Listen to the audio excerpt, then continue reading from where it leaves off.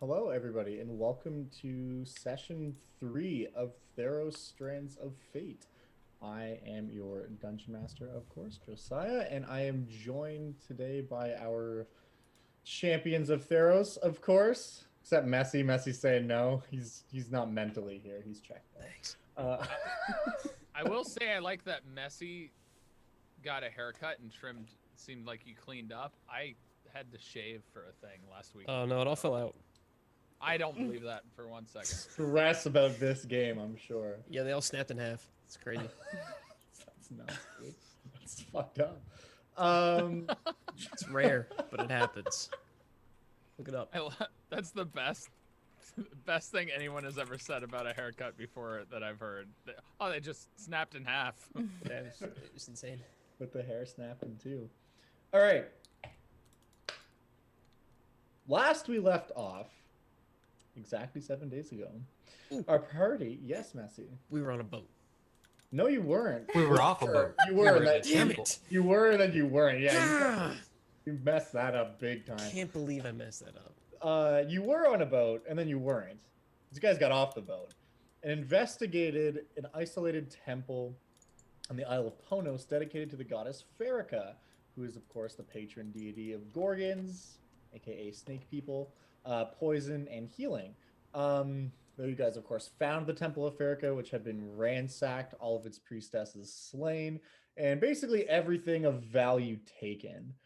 You also discovered a bunch of letters in the tale of Brindle and Eula, a pair of lovers who met their untimely end, largely due to the actions of an Acroan monster hunter known as Herinod.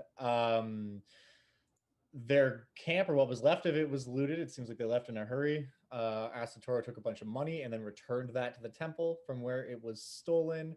Also, there's a falcon with you guys now. His name is Reno. He's out for blood. Believe he's with Karis, right? Karis was the one who like fully convinced him to come out, but he isn't a familiar. He's just an animal. He is an animal who kind of just acts on his own. So he doesn't really belong to anyone, but he's sticking between Karis and Asatoro mostly, considering that you can actually speak to him with your bestial tongue, as per the spell. The great benefit of being half bull. Indeed. But yeah, so after what might be considered a somewhat unsettling encounter with the goddess Pharika herself, you guys find yourselves on the shore of this island, basically returning from the temple, and you see all of the crew of the Sun Spear, as well as its captain and Natasha and Aislinn, who stayed behind, basically assisting with the repairs. And like as you get there, you would see Aislinn using her ability to kind of control water to like pull the Minotaur ship that was taken here for salvage like up onto the shore, so that the sailors can more easily access some of the materials from that. And Natasha and a bunch of the sailors are just literally repairing the ship. Yeah, so you guys arrive back at the ship, and it's probably close to evening now. The captain will kind of approach you guys, Captain Alexei, and just say, "So, how was your escapade on the Isle of Ponos? Find anything interesting?" Temple of Pharika. Hmm. Is that how you say your name? Yes. Okay, cool. I was just merely going to ask. We did do the burying and last rites for the. Yes, that is also something that I kind of glossed over by mistake. Yeah, you guys also took the Gorgons and bathed them in the pool and then buried them like just in the forest just outside of the temple itself. Made sure that they were properly laid to rest with a single coin, of course, to pay their way across the river in the afterlife. Sorry for interrupting the RP there, Russ. Oh, it's okay. I liked it. Quality stuff. Oh yeah, Pharika. Is that her name? Oh, Oh, jeez. there's a butcher on the loose though. The monster hunter known as Herinod, and we are. Yeah, absolutely. And we are now tasked by that goddess, Pharika, to hunt him down and bring him to justice. Do we know where he might be? The Siren Sea is a big place. That is also part of the task in finding him. Didn't really have any leads. Here's a DM reminder. Messi has a bunch of charts. And by Messi, I mean Affilier has a bunch of charts that he found on a table. Yeah. Which all basically were like, hey, we're here. We're going to go to this place now. That's right. I did get charts. I put them in a chart tube. That's right. Because Karis gave you one of her scroll cases to make sure that they wouldn't get scroll case. That's that chart tube. Captain, I beg your pardon. I recommend that all the men take a swim in front of the temple. I mean, It's a terrible idea. I'm sure It's quite refreshing. Ask the Toro chime and be like, and if you take something, you'll be killed. Oh, don't even go in. Just swim out front. Pay your respects to Pharika. Like, well, I'll leave it up to them. I'll ask if some would like to go ashore. If you say that it is revitalizing water, I see no harm in it. I wouldn't worry too much about any of them entering the temple. There are few who would enter a temple of Pharika without good cause to do so. Hope a bunch of sailors don't see that plate of money that we left. Oh, good and badly. This whole thing's a bad idea. But he will inform you the repairs on the ship, because a couple of the champions stay behind to assist with that, are pretty far ahead of schedule. So like by tonight, they should be done. Well, we got some downtime. I'll take my my charts that I got in my scroll case to the captain. Yeah. So during this time, basically, work starts to kind of wrap up for the day, and some of the sailors do indeed go inland. Terrible. Some of them definitely don't, but there's like a dozen or so that will be like, yeah, fuck it, I could go for a little R&R, who go inland. But yeah, you meet with the captain in what is effectively his cabin / kind of like the command room of this ship. And yeah, what do you say to him? I'll unscrew the case and I'll take out the charts and I'll kind of like, I won't roll the maps out, but I'll hand the scrolls to him or hold it out for him. And then I'll say, I'm not sure what to make of these, but I think you and your crew have the tools to decipher this for me. He kind of like unfurls them, takes a look, and like puts it down on the table, and like puts like a rock on one corner and like a spearhead on the other to keep it like flat. And he just kind of looks and says, well, these charts definitely lead to a specific island to the southeast of here. Is that out of the way from where we're going right now? It's like kind of, you guys are headed like pretty hard due south, so it's like out of the way light, you know, like it's still south, but it's a slight diversion. But yeah, he kind of looks at this and just says, small island, but I don't know what they would be doing there, but I can certainly take us there if that is what you and the other champions wish. I found these maps in the camp of the men who killed the priestesses. If you think they could be at this island, I think it's worth a trip.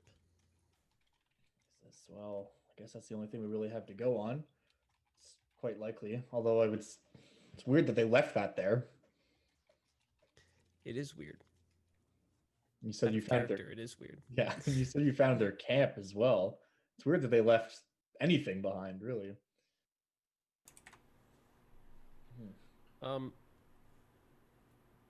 Looking at the map again, does it look like this is a chart that was sailed or a chart that they were hoping to sail?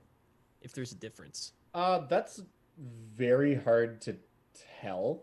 Okay. Because it realistically could be either. This I this is where imagine- they came from to get here, or this is where they were going after they were. Oh, okay, so I don't even know a direction. Yeah. Gotcha. Okay. Or Yeah, maybe then I guess both. I'll. Oh, great.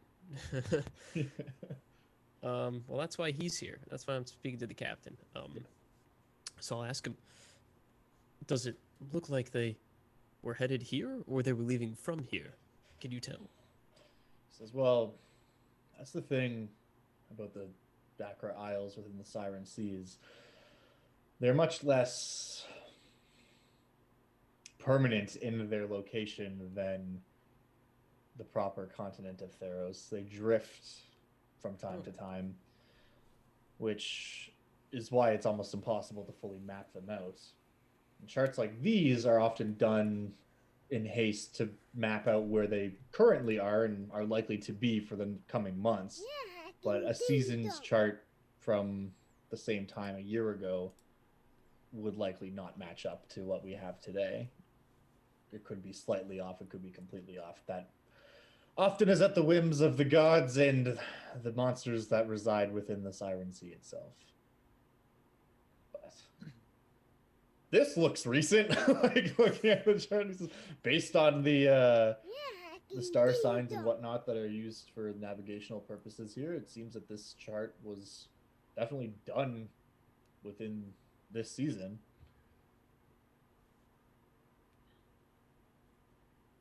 So Yeah. It is strange that they'd leave behind all their camp supplies and their maps if they were sailing this direction. yes, I I mean, think it's possible they're still on this island. if they're still on this island, then their ship is most certainly gone. You didn't encounter anything else while you were out there. It's possible they were leaving in a hurry. Well, it's possible. There was Sorry? a giant snake. Oh, maybe I shouldn't have sent those sailors out to the waterfall, huh? Yeah, probably a bad idea. That plus the waterfall turns to acid after you bathe in it. But I'm sorry. What? I'm not gonna get in the way between you and your religious freedom. I was gonna say Astatoro would have went with the men if they went. Yeah, sure. Oh, that's a good idea. Yeah, and if you want to go with those guys, you totally can. And when you go, you do see that giant fucking snake lurking around where the area where that camp was again. But like seeing you with these guys, it doesn't attack or anything. It watches, but it keeps a distance. He would go just to make sure none of them enter the temple. Yeah, totally. And when you get to the temple, none of them even try to enter the temple. These guys are I'm too scared. either pious enough to not do it or are too frightened to do it. Like, whether they believe in that god or not, the ones who might not are still just like, it's not fucking worth the risk. Like, there's nothing. Most sailors are quite superstitious. It's They the opposite of Pascal's gambit. Or not Pascal. I don't remember. Never mind. Someone's gambit. Somebody's gambit. About That's so funny. living a Christian life just in case there's a God, whether you believe or not. Oh. I know. Whose I know gambit is that? I can't remember. Zero Doxy's gambit. Yeah, it's my gambit is X-Men. Sorry. Okay, let's keep going. Your gambit is hearts and farts. If Astatoro saw the snake, he would actually talk to it more. Yeah, sure. You definitely would see it, like, lurking kind of around the same area that it was. So doing the same ritual, I'll pop it in chat again. Please do, yeah. Real quick, Yeah. did V go with the Minotaur, or did he stay with the ship people? Probably stay with the ship. Check out what's up with those scrolls. Good. Okay, I'm Ah, glad you're fudge. participating in my conversation now. Yeah. Totally. Retcon. All right. So, yeah, you see the snake and you take your 10 minutes to just kind of like focus and let the forces of nature in, as it were, and yeah, you are able to communicate with the snake. So how And long is one action? Because the duration is 10 minutes, but the time to cast is one action. Well, casting it is one action, but because of the way you get this from your barbarian, It's a ability, you ritual. cast Yeah. it as a ritual, which takes 10 minutes. So any takes 10 ritual minutes. casting is 10 minutes? Yeah, so Yep. it takes 10 minutes to cast it, and then you have it active for 10 more minutes after that. Okay. So he would simply say, "What can you tell me about those men?" But I imagine to everybody it just sounds like. Yeah, totally. You got a lot of snake talking practice through all your I campaigns. do. The other campaigns. Yeah, the snake kind of like comes down like out of a tree. Most of its body is kind of up in this canopy and just like disappears into all these trees. And its head kind of comes down like very close to you, and you see the head of this thing is the size of like a fucking truck. And it just gets close to you and hisses out, which is intelligible to you. It says, many soldiers, spears, and shields, they came and would not leave when they were not welcome. What drove them off in a hurry? I imagine you. You kind of hear like a bit of a noise coming from the canopy above, and like somewhere like behind you, if you turn to look, you actually see the tip of her tail like hitting one of the trees, and like a body just falls out of it, and it's like a mostly decomposed Acroan soldier. Oh, of course. And she just says, that is correct. Do you know whereabouts they went? She says, back to their wooden ship out to the sea. Have you seen anybody else here aside from the group I traveled with and these sailors from our ship? She says, only one other, much like yourself, with big, great horns. So you haven't been in the temple yourself or seen inside? She says, no, I simply protect the forests around the temple. He is turned to stone. A fate which befalls many in this forest, unfortunately. Thank you for that information. And that she just kind of like slithers back, still present but out of sight. Yeah, just hidden. And he'll also say, and best regards in continuing to protect this place, as he walks away. Totally. Okay. So Asator heads out, and the rest of the sailors, those who went with you, do indeed bathe in the waters. And yeah, a lot of the sailors who come back are like, they got those temp HP. They're feeling revitalized. They're ready to row. Unfortunately, we didn't lose any. Because Asatora was there to Unfortunately. let the snake know what was going on. I mean, he wasn't there for that reason. He was simply there to make sure none of them went in and stole stuff. Right, but that was like a byproduct of that. But yeah. So, on that note, So, yeah. camera back to the ship for a second. Mhm.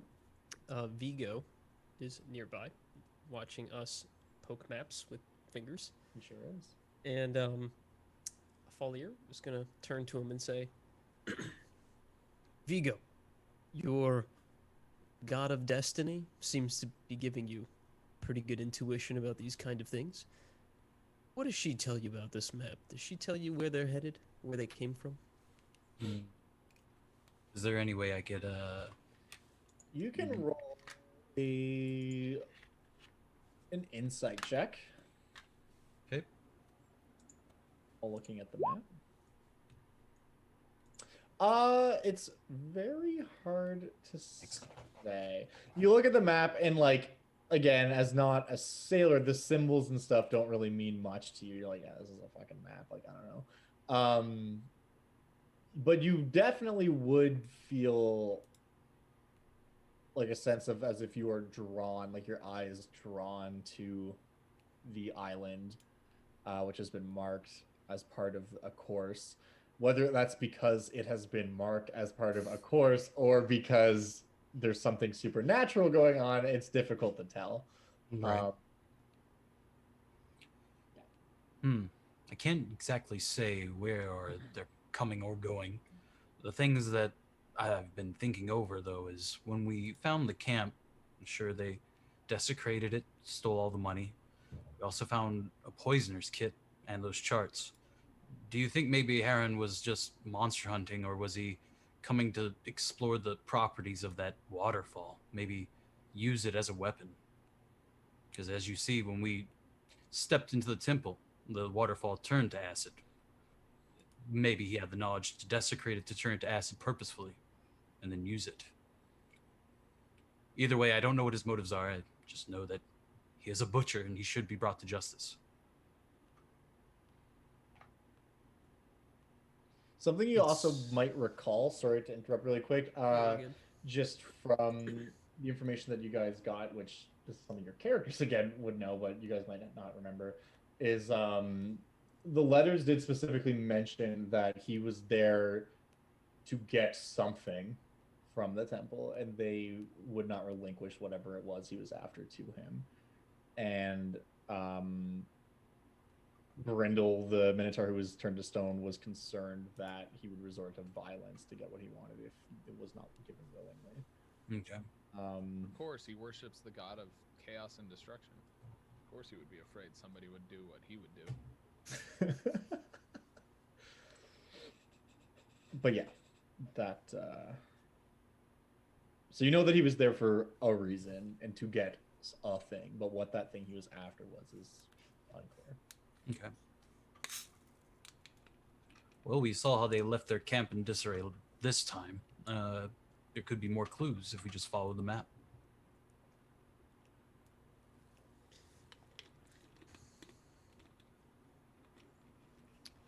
Perhaps you're right.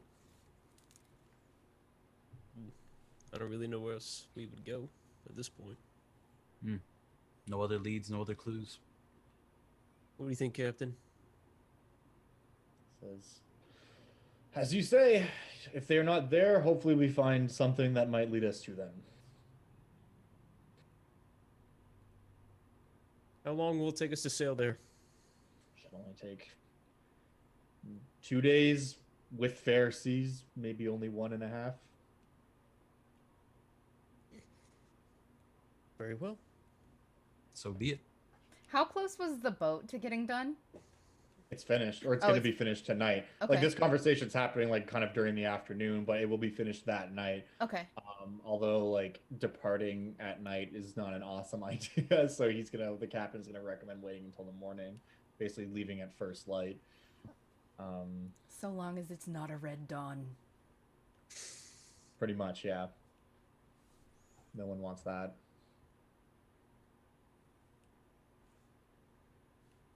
That was really ominous.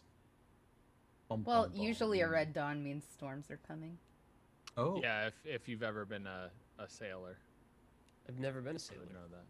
But do some more RP. I gotta grab my food out of the oven. But yeah, as Karis mentioned, I mean, there's all kinds of different omens. Sailors are very superstitious. There's tons of different omens that they look for and vastly change the way they behave, especially in a world where a red dawn might not just mean storms. It might mean like A pissed off the god of blood is like upset with them for some reason, or upset with someone for some reason. Or the god of red wine is really happy today. Yeah, like They it could killed mean him. Yeah, he's dead. The god of red wine, the god of No. wine and drink is deceased. Doxy, who do you worship now? Yeah. Oh my god, give me a second. Uh-huh, yeah, I'm waiting. Don't remember in 10 seconds, you lose a piety point. No. Uh. Look at your sheet. Well, she's the one. She's the one that is of civilization and architecture. Oh, your god's name. Civil engineering. God, I can't remember her Worship of civil name. engineering? That's wild. That's such a. It That's starts- so badass. It starts with an E. Yeah. Afara. There you go. We got I like there. how we got Doxy sweating right now. All right, you retain your piety point with an asterisk from afar. All right, so you have this conversation. Is there anything anyone else wants to do before we kind of jump to morning and start heading out? Yes. I mean, What's up? I was gonna say go. I want to do a double front flip. Can I roll for that? Roll an acrobatics check. Wait. It's the next morning, so you can roll your d20. He didn't use And his now 20 I'll use last my time. d20 this time. Wait, yeah, are you gonna use your the 20 that you rolled? Yeah, for Yeah, that's yesterday what or he was whatever. doing. Yeah, Cool, for the yeah. next day. You do a full front flip in full plate armor. Oh man. Very impressive. You cheater! You should have ate that 0. It was fate. We don't want him to break Was it- his neck. I want him to die. You just do a full That fucking is such a front flip too, because 0 because of a nat 1 to a nat 20 becomes. You're like about to land on your head, just like whoop. Yeah, Just exactly. Completely rotates you, like freezes Yeah. time, and someone Gust just, of like, wind grabs just the- catches me. Whew. Someone grabs the grab tool in Photoshop and just keeps turning you. You actually just barely like bounce off your head, and it ends up looking like you had the momentum to get all the way over. You just made it look close. God bless. Karis would have gone swimming with the sailors just to go swimming and enjoy the island.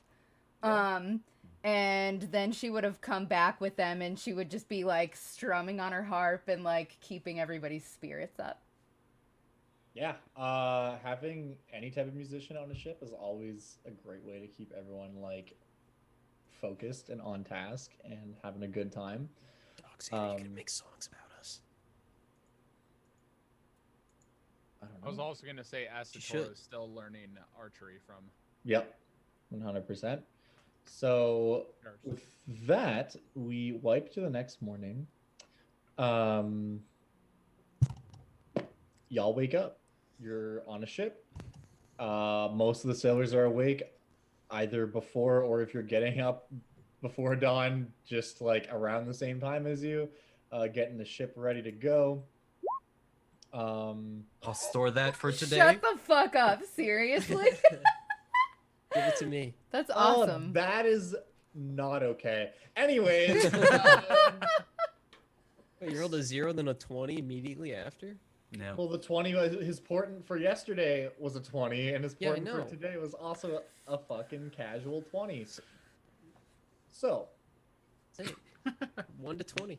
you Based Russ. Asatoro would immediately go to check out the skiff and see if there's any supplies or anything on there that would be of useful. For the bird, imagining it is the other Minotaur's stuff. Yeah, on the skiff itself, you would find like a pouch which probably has like 15 days ish worth of rations. That's mostly just like cured meats and that kind of thing. There would also be like a pouch of bird seed in there too, for sure. You would also find a scroll case that has about 40 pieces of parchment in it,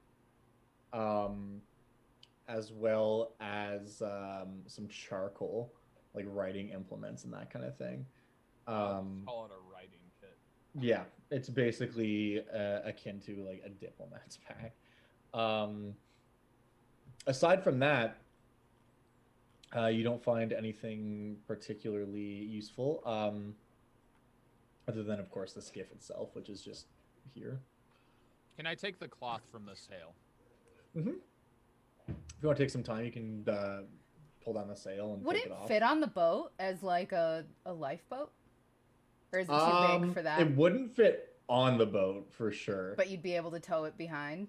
If you wanted to, you could probably tow it behind. Eh. Is it a makeshift skiff or is it an actual like? It's an actual skiff. Like, this was purchased probably in Melitus or like one of the other coastal towns. It's not like a crazy expensive boat, but this is something that would probably cost like 20 gold pieces.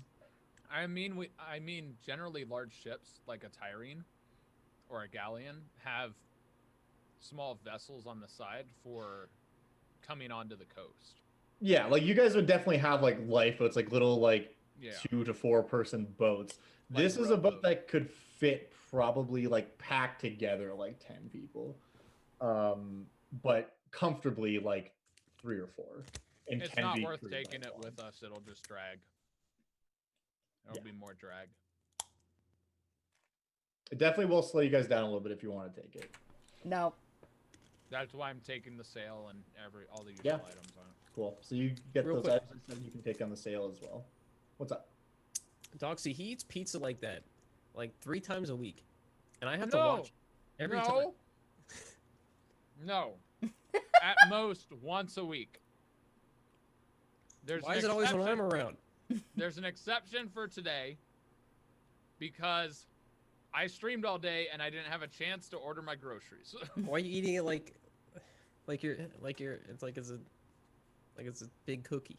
Because why waste losing some of the fantastic ingredients of a pizza by cutting it when you're Because you're going just to eat eating it into the yourself crust. anyway? You're just eating it. The first bite's just full crust. It's like that's not true. 42 I dots have cheese all along the top of the crust because I get pizzas that are good and quality, All right, and not just made of bread. Your Honor, this case is stupid, and I no longer wish to represent myself.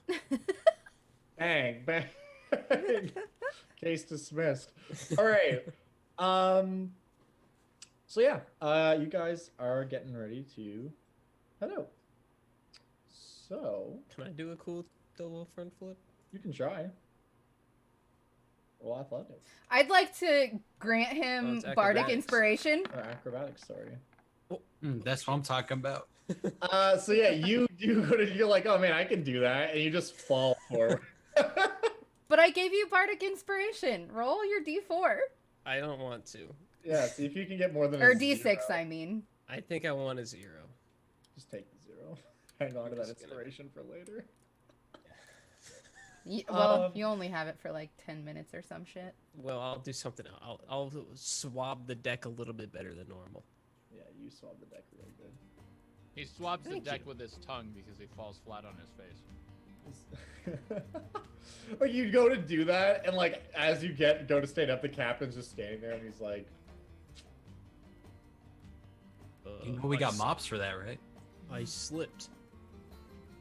Should "But really I have guess the signs deck for this wasn't kind of- swabbed very well, was it?" And he hands you a mop.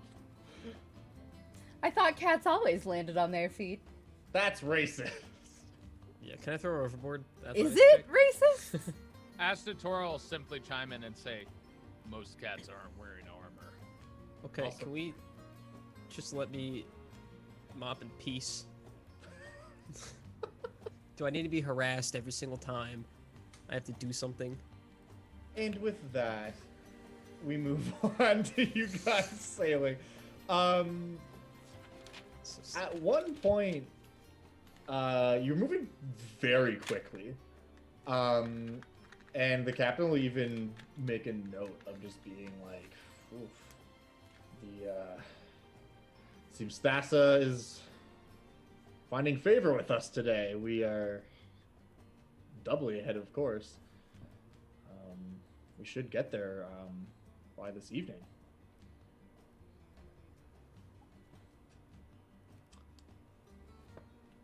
But I will let you know when we spot something.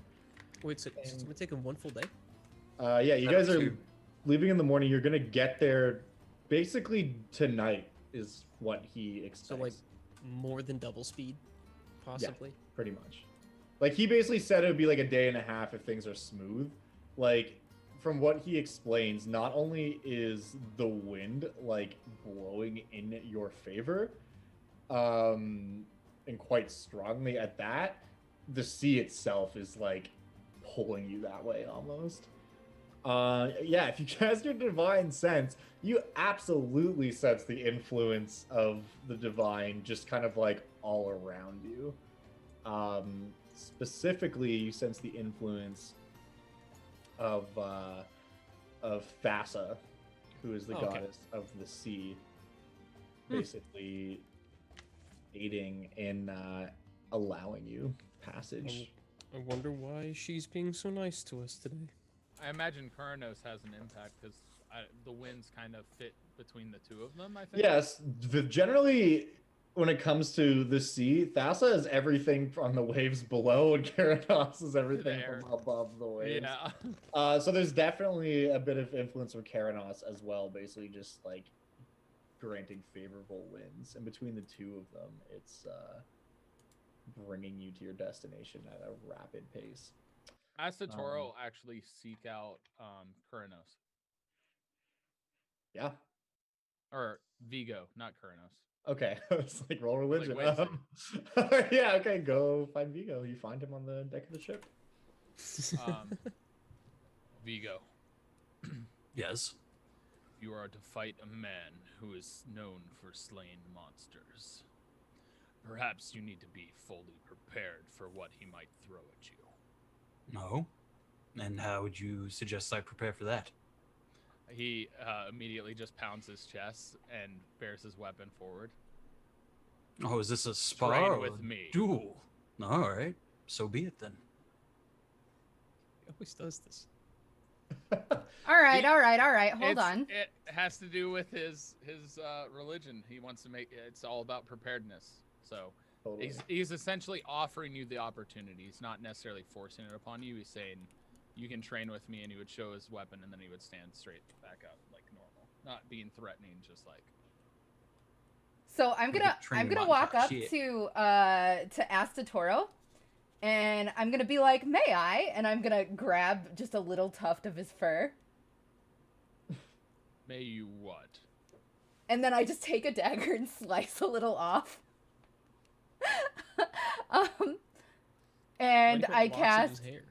enhance ability That's on Astatoro.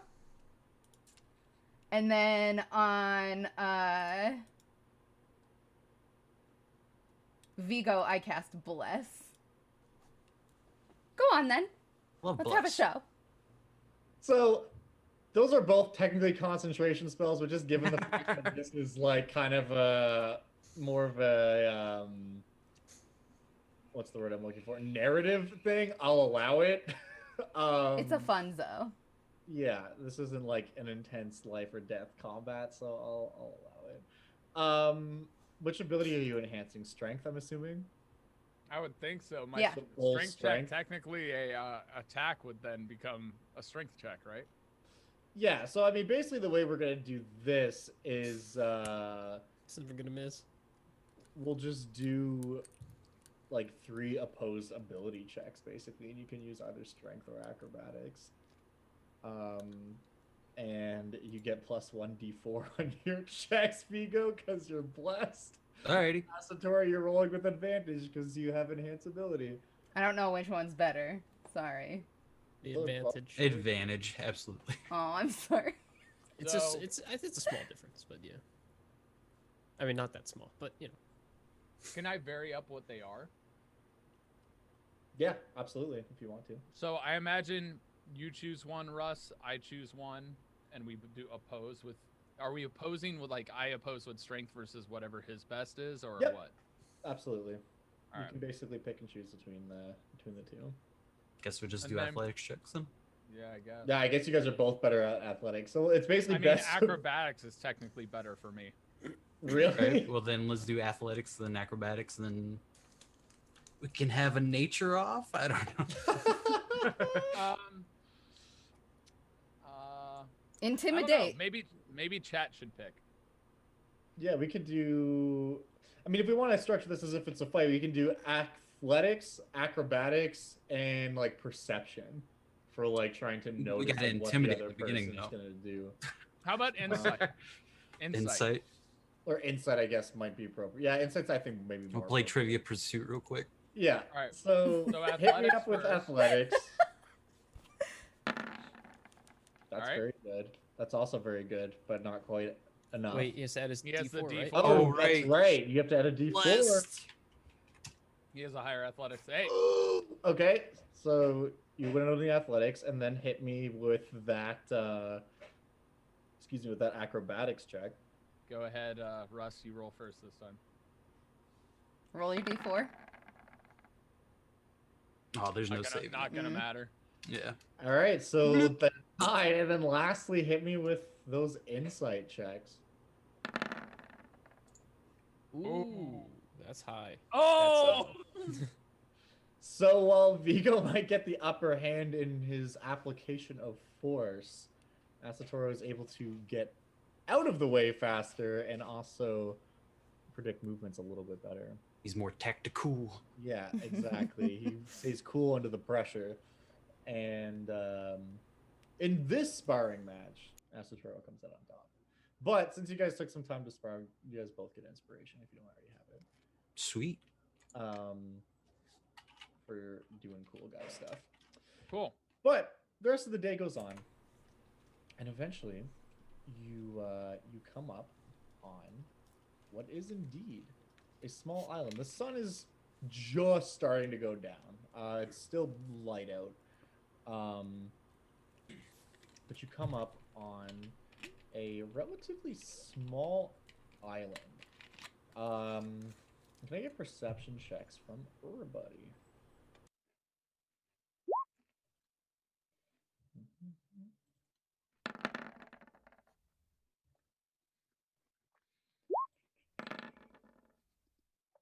Asatoro would also speak to the Falcon and tell him to, if he'd be willing to scout out, but safely from Yeah. high altitude. And he absolutely will. He'll take flight. And it's also worth noting, for most of the day, like, he's flying just like kind of beside the ship, stretching his wings, as it were. But yeah, so you guys are approaching on your ship. You see this island, and as you're all kind of looking out, let's go from the bottom up. Vigo, you don't really see too much. Again, usually watching for the stars as they might start to faintly appear from the other direction. After you see this island, and on it there are 3 structures of stone. And you might see a little bit of movement there. Karis, you can see that. You also notice there's a couple ballistas set up on this island as well, and these buildings look fortified. Like, it looks like kind of a makeshift, like, garrison almost. Asatoro, you see all of that, and you can very clearly see kind of docked on one side of the island is the trireme that these people definitely traveled here on. The sails are furled up, but you can make out the colors and stuff of not necessarily the banner of Akros, but like what would basically be like a regiment banner in the colors of Akros, which is that like white sails with like stark, brilliant crimson, and whatever their symbol is. That it's impossible to tell because the sails are up. But yeah, and he would probably approach Vigo and be like, "I can see a boat over there on the dock. The colors are of your nation. Do you believe this would probably and most likely be him? No symbol is shown." It's more than likely. I mean, he's in the area and he's from Akros. And as you guys are having this conversation, Reno kind of swoops back down and lands on one of your horns, Asatoro, and just like leans down and in that bestial tongue just says to you, "He is here." I would go to the captain and I would point out the ballistas and I would say, "Looks like we might be in for a bit of a scrimmage." Says, "There's no reason to attack us. We're just an approaching ship." He'd look to Vigo if that was said in his range and be like, would they attack not knowing a ship or what it may? Vigo, you would know it's very unlikely that they're gonna just straight up start trying to kill you. Right.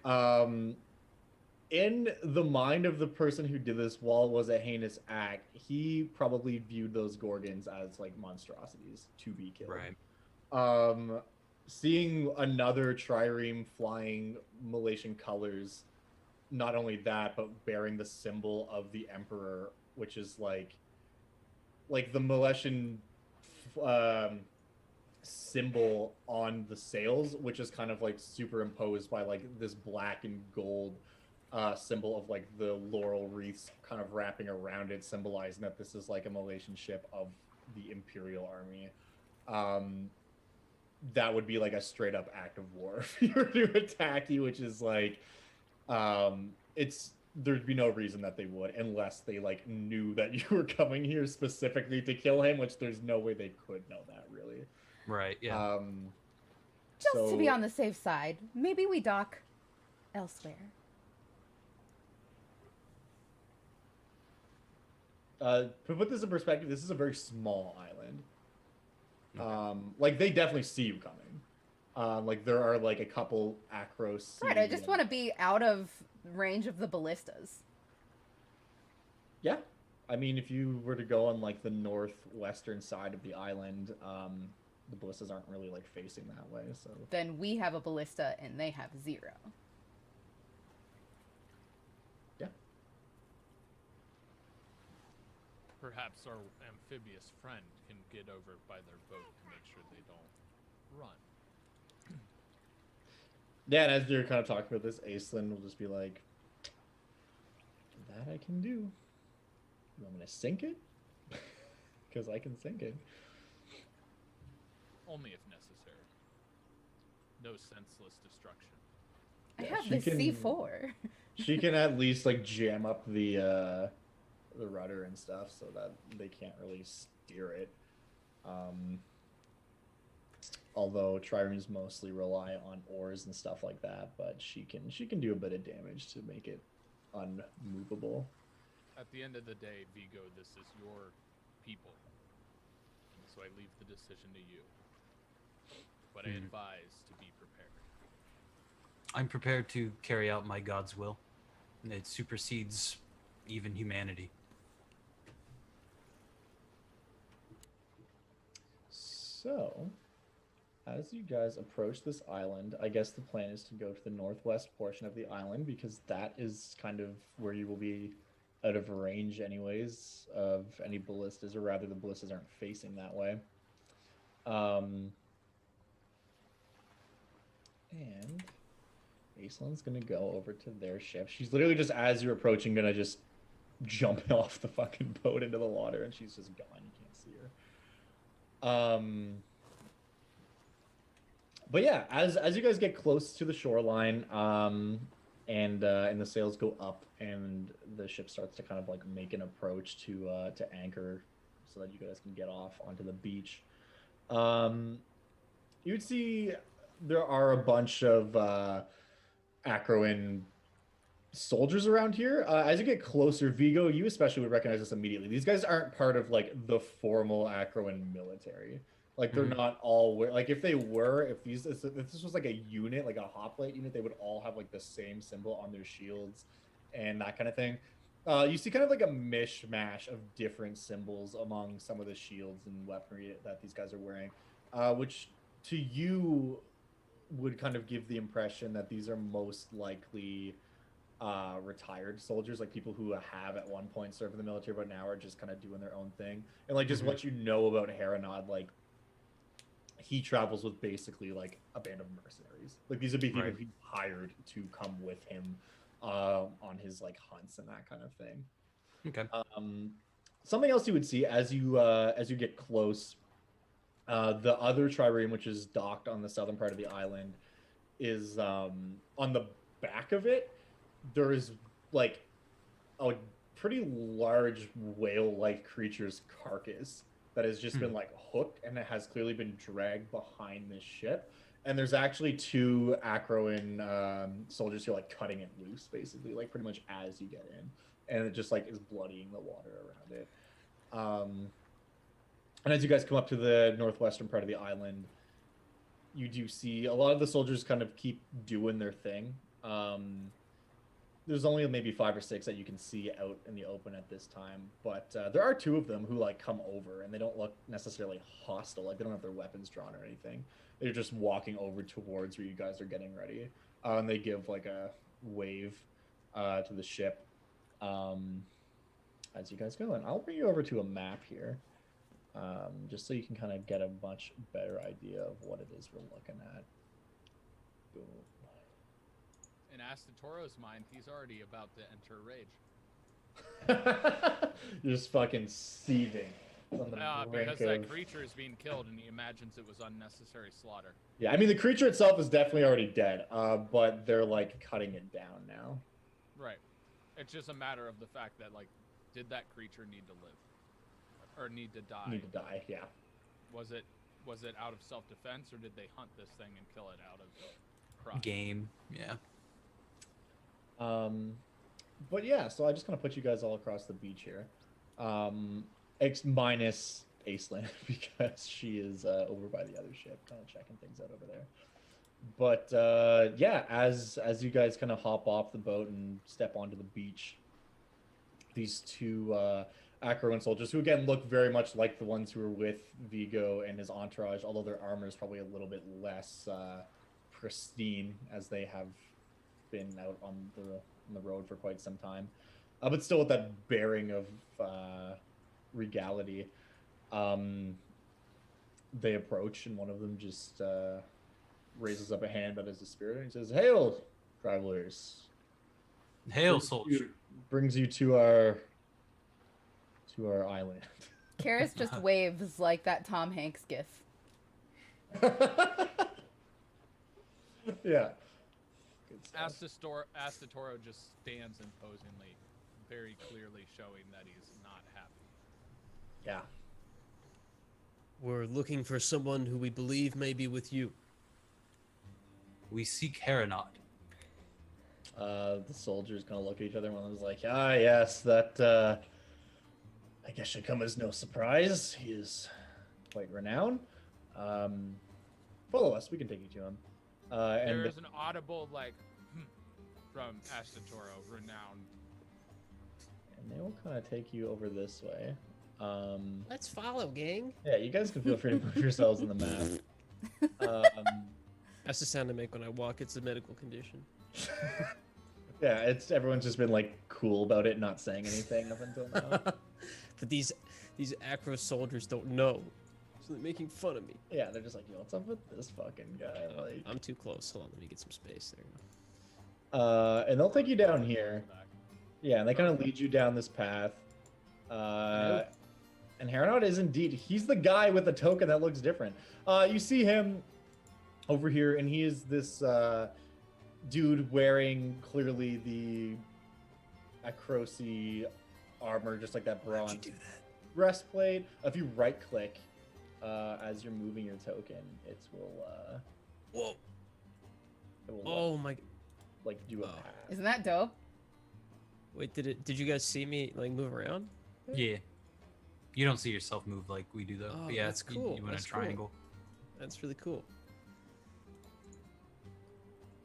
That helps a lot for like movement because it actually measures it while you're moving it. Exactly, it's Yeah. pretty cool. But yeah, so they'll kind of take you over here, and this soldier who he's talking to will step aside, and he'll walk forward, and you see Herinod, who is this dude, probably like mid-30s.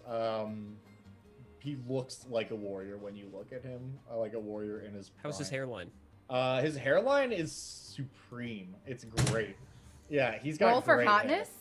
hair. I can roll for hotness. Let's roll for your charisma.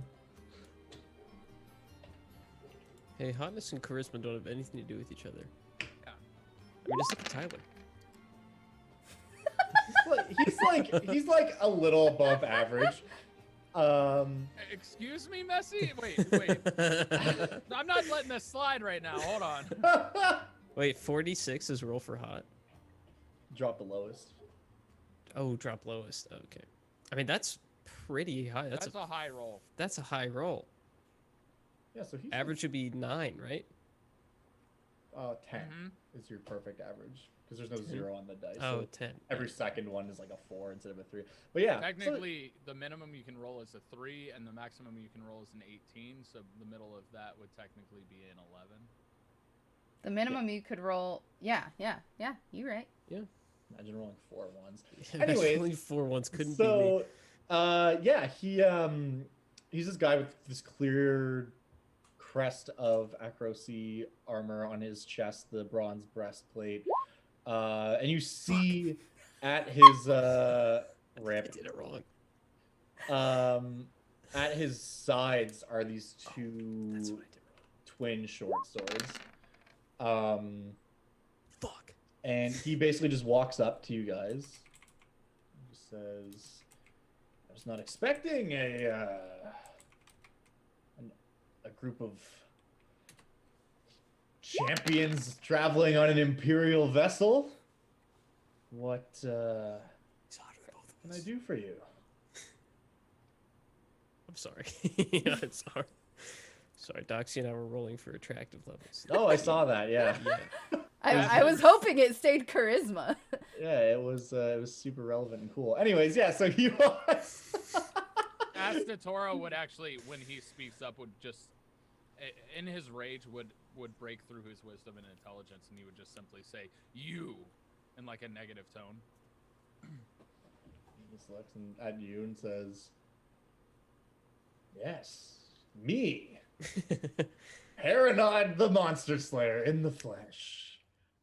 Can I, thinking the Minotaur is about to charge, use my action to get uncanny insight about one humanoid I can see within 30 feet of me? Yeah, why not? And make a wisdom insight check You contested sure by the can. target's charisma deception check? You sure can. Awesome. That's okay. I'll put it in chat so everyone can see this. Yeah, cool ping thing that I just got. ability so everyone can see that ability that you got. Yeah. So- Rolling a deception. Beat this. Fuck. Let's see if he can. Not you, Tyler. Oh, the other guy. Yeah, the NPC. He rolled a nat 20. We didn't. He sure did. You can't just get a read on this guy. Like, you look at him and like he bears himself with a particular, like, the bearing of a warrior, but instructions unclear. He's It's too hot. almost goes out of his way to not reveal too much about what he's thinking. Does Vigo respond to Astatoro's abrupt blurt out? I guess Vigo's holding his shield and he stamps down with his spear on the ground and says, "Herinod, as you know, we are champions of gods, some of us at least, that we are tasked by gods, and you are deemed guilty for what you have done at, what were those islands called? The Isle of Ponos was the name of Ponos, them. of the slaughter of Pharika's followers. You have gone above what you were to fit in, and to kill them is a crime even against Clothis. You I see, challenge you to a duel." you see him just kind of like look around. He's like, "A duel, you say? Wait. I know you. You're the one who's always hanging around with that priestess bitch. Oh yeah. You're way into the cult of Clothis and destiny and all that." Says, "What I did at that temple, those were not priestesses, those were monsters. But if you wish to duel me to defend the honor of those creatures, then so be it." Astatoro would blurt out and say, "You have no honor." What's this guy's name again? I'm so sorry. His name is Herinod. Herenod. INOD. Okay. But yes. His name's Hubba Bubba. Name is he's about to be dead. Perhaps before our trip to that temple, before we found those letters, those beasts that you slaughtered, they knew how to love. They were people. They were like us. You do not respect that, and I cannot respect you. He says, "Very well." He draws his two swords and he says, Let's see what you got. Dungeon Master, I'd like to Huzzah. hide in a bush nearby. You want to hide in a bush? Yeah. Sure. Roll a stealth check. This is gonna be okay, I hope.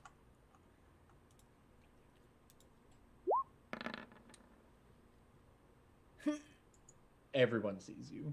My horns Their are just passive sticking out. perception, Yeah. Like this guy and these 3 soldiers, and also everyone else. Just like, what bush would you even be hiding in? Like up here, maybe by this building. There's one right here. Sure. I would just have to. That's what I do. I walk through everybody. Yeah, you just walk through and everybody watches you, and then you just jump in this bush, and everyone's like, "What? Okay, I'm a satyr. I'm That's the picking deal. berries. that's poison ivy." What do you? Okay. Anyways, I accept your challenge. So these guys are all going to like move back a little bit, and clear some room, as will your companions here. Astotoro doesn't move. This If door they come near me, he's here just gonna shove them with his horns. opens up, and as this is happening, like some of these guys come out of this room too, because people want to see what the fuck is going on out here.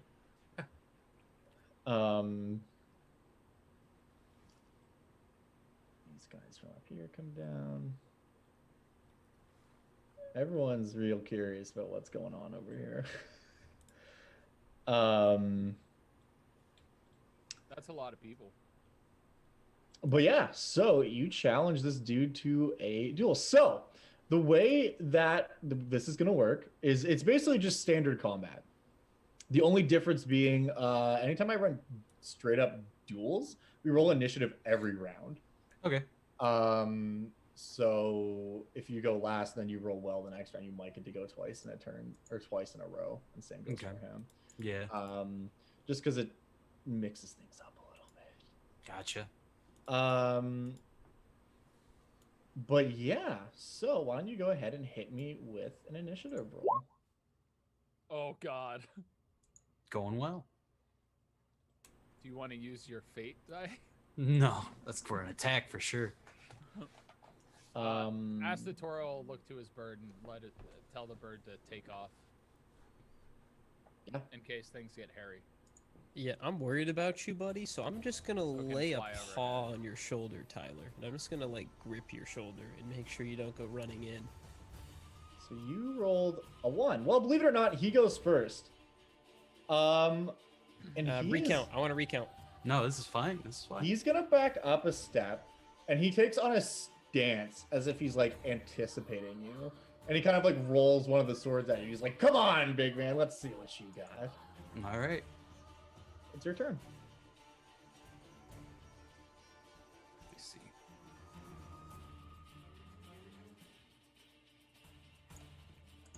Just gonna walk on up and stab this man. Yeah. As you charge up, he is going to use his readied action, Okay.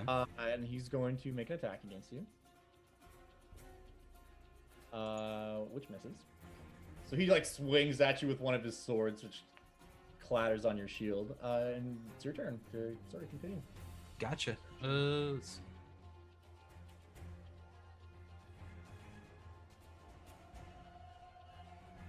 I'm going to use my channel divinity twist of fate. Okay. So when if I were to miss, I take another attack. Yeah. So make your attack roll. 16. Is exactly a hit. And here to use his reaction to make an action. So yeah, you hit him. That is a hit. All right. Go ahead and roll damage. Oof. It's a 1. That is a straight up 1. Okay. So you get him for like a little bit of like just a quick little slice across one of his arms there, but nothing crazy. Mhm. All right, second round. Let's roll initiative.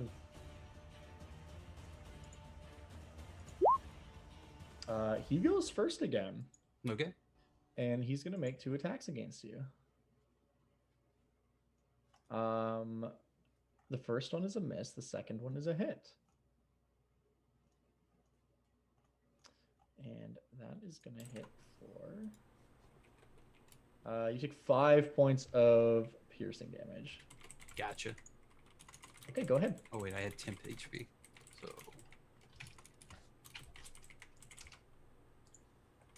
Okay. The stabbing continues. The stabbing continues. Wait, how did you have temp HP, Russ? Yeah, I used it. Oh, how did we? Yeah. From the waterfall, or did that dissipate like within 24 hours? That would have gone away when you took a long rest. Works for me. Okay. Okay, I was just curious. Yeah, no, for sure. No, he wanted you to take more damage. 16. So this time he's actually going to try to parry you. So that is a hit, but he's going to use his reaction to try to make that into a miss.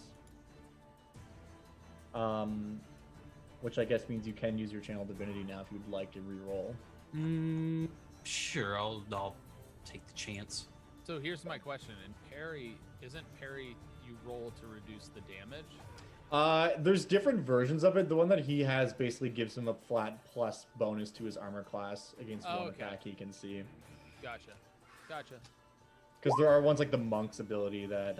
So it's like the shield spell. Yeah, because I was just thinking like fighter. It's kind of like the shield spell, but it's not magic. It's like, yeah, it's not like that. Yeah. 18 actually is a hit. You can go ahead and roll damage. Get him, Russ money. Get him. 3. Heaven. Cool. So again, you go to step, and he parries you, but your spirit was still destined to hit him anyway.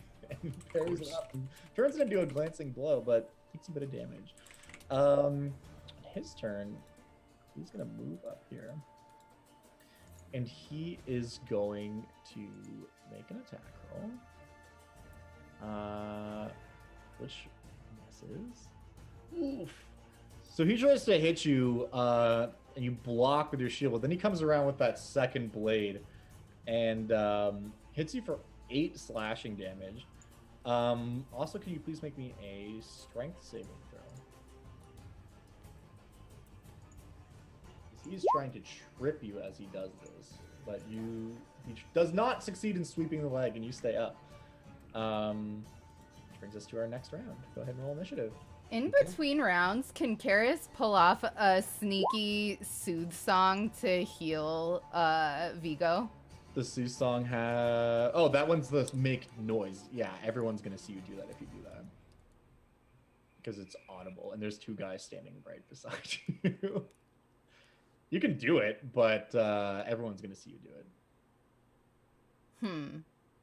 Come back to me in between rounds again. Sure. Russ, you go first this time. Okay. Let's make this fight even more annoying. I'm going to cast Shield of Faith on myself. Yeah. So that gives you a 24 armor class? Yeah. Hell yeah. Okay. And then I'll risk the A up. Okay, he is going to try to hit you. And he can't beat a 24 with that attack, so he misses. All right. And the Shield of Faith was my bonus, so I'll just go ahead and use my action to attack. Okay. 2. That's a hit.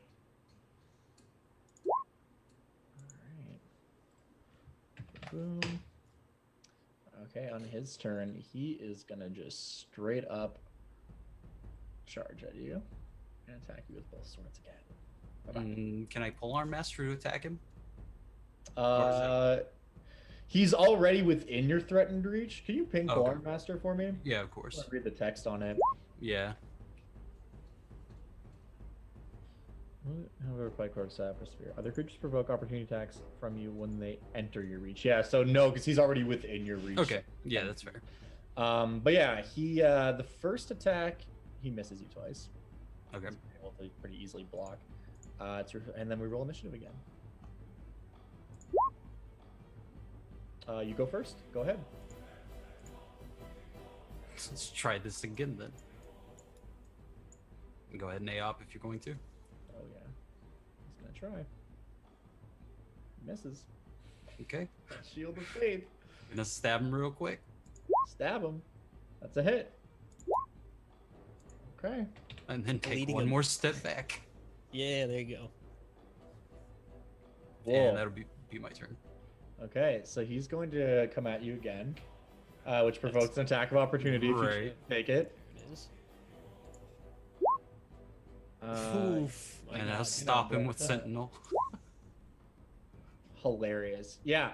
So you stab him as he's coming at you, and like the force of your thrust forward prevents him from moving forward. Gotcha.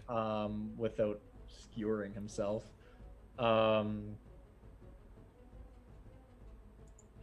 He's gonna throw one of his swords at you. Okay. It's getting desperate. It's his disadvantage, but yeah, that's a miss. Go ahead. It's your turn. Well, actually, wait. Sorry, we got to roll initiative to see who goes again. Oh, right. Okay. Give her. Oof. Okay. He beat you that time. He's gonna come over, pick up that sword.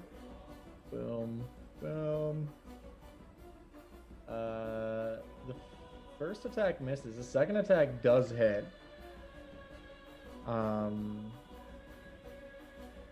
For 6 piercing damage. Okay. Also, can you make me a concentration check on Shield of Faith? Of course. It's a Constitution save, right?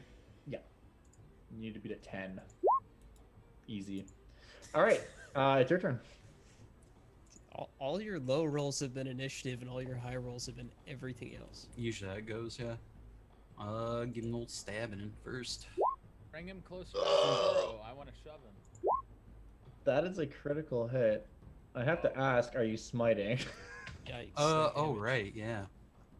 Yeah, I'll go ahead and I'll expend. I don't know how it works. Yeah, does that? How does that work? No, smite is not a spell. It's just a thing you do that consumes spell slots. Oh, okay. Then I'll use one spell slot. Then what's the dice on that? It is 2d8, I believe. Yep. Then But you would Yes, roll he's undead. save, right? another 2d8 because you crit him.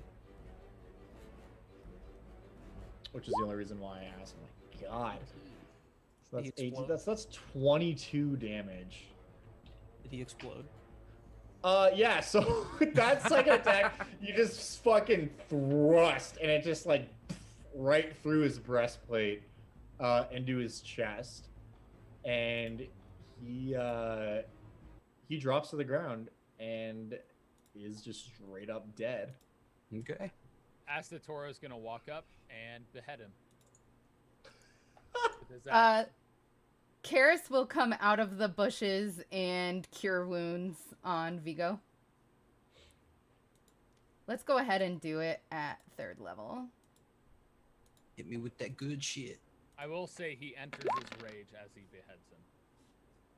Cool. So you throw him to the ground. He drops his sword, just like with a look of disbelief on his face, and falls to the ground.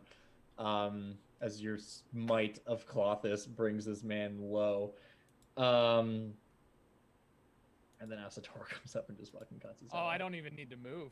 Oh, that's right, because it's a You just It's cut a his head off. long, like he grabs the end of it and swings it from afar, and it just shwink. And he is deceased. And all these dudes around have like a look of kind of shock, like they're very surprised that just happened. And one of them will pipe up and just say, oh, like to some of the other soldiers, are like, what the fuck are we supposed to do now? I was like, I don't know, man. Like, I don't know if we should stick around. Astatoro will simply say, "Stop slaughtering creatures." He just looks to you and says, no, you don't understand.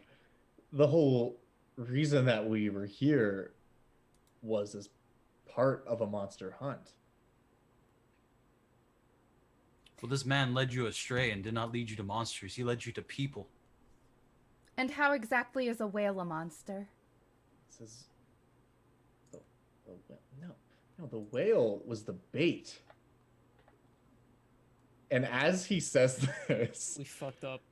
coming from this direction up here, you hear the sound of the waves just like crashing against the water.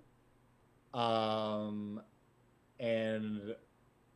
these soldiers look at each other and they're just like, oh, like with a look of like, this is not good. It's very rare to see Acroan soldiers look frightened or phased by something, but they definitely do. And you see coming from the water a head of a monster that looks somewhat draconic in nature. With, like, long, slimy neck and like scales and a big frill that goes down its neck, which is this like sickening green color. And then another head, and then another, followed up by two more as this massive hydra starts to come up out of the water. I feel like I'm in the Hercules movie. There's the token. Yeah. And this hydra just lets out a roar, and these guys don't look too jazzed about the whole situation, and it just comes onto the shore, and that's where we're gonna take our first break. Oh. And when we come back, Beat such a creature. we will see how our heroes and these soldiers square off against Palinkoff, the Hydra. Bye! Well, For a few- Spoilers, we win. Spoilers, Russ Money dabs on him after he kills him. Can I dab too? Poop. Oh boy. Hey, that's copyright.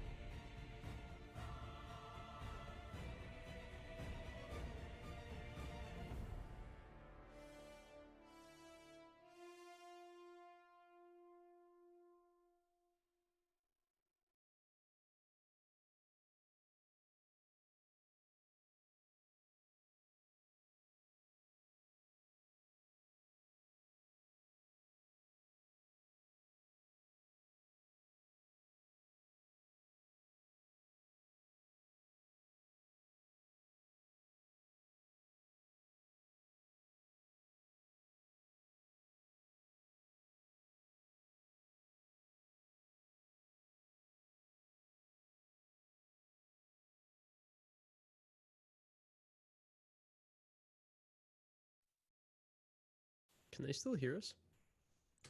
I don't know. Oh yeah, they can. They can. Just so you know, they can. Uh-oh. They can hear us? I can't talk about how beautiful Russ Money is. Dude, you said you were gonna bring said it that? up. Oh wow. Oh my gosh. I'm sorry. I'm sorry. Russ is shy. I'm taken, fellas. Sorry.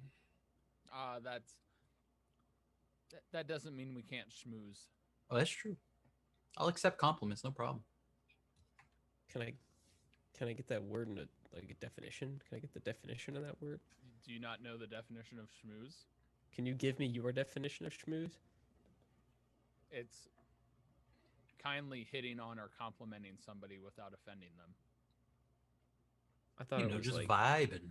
I thought it was It's like like ass it's like kissing. friendly flirting. So like what Talk you do idly, casually, in a friendly way. so it's like what you do with all those guys that come by your house in the middle of the night. There are no guys that come by my house in the middle of the night. I'm Oh, not they're dumb. not guys? It's COVID. Oh my. Oh, it's COVID. Right. Sorry.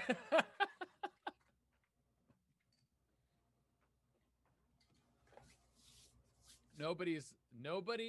There have been two people that have entered my place. One is a friend of mine that's like a sister, and the other one has been It's me. The other one's a me. maintenance person. Yeah, I'm the maintenance person. I had to have several people come into my apartment to fix stuff. I've had a lot of things break during COVID. It's insane. Toilet broke on me. The internet broke on me. Something You else that I broke on can't you. remember. Yeah, I broke myself. I had to come in and replace myself. It's crazy. Your neighbor that hit you in the back of the car. Oh God. I told that That- story again yesterday. That casual, non-needed interaction broke on you. Yeah. Should I tell that story again right now? Just You should. I haven't heard It's it, a great so- story. as long as you're cool chat hearing it, because they can hear us right now. Yeah, I know. We know. Okay. Oh, We're tired he's of shared that. it in other things live. So Yeah, I've heard shared it several somewhere. times. Just making sure. So, here's the story, guys and ladies. All right. All right, how your life got flipped, turned upside down. Yeah, I was so in West Philadelphia, born and raised. All right. On the playground where you spent most of your day. Oh, you've heard the story, yes, of course. So no, I was going to work one morning, and I'm running a little bit late. I'm not gonna lie. So I get in my car and I'm scooting. You know, I'm really trying to get to work on time. And I get to a red light near my apartment. It's like the first light out of my apartments. And I'm sitting at the red light and I'm looking at my rearview mirror. Well, I'm not looking at the rearview. I'm looking at the light, hoping that the that the light will turn green. But in my peripheral, I can see the rear view.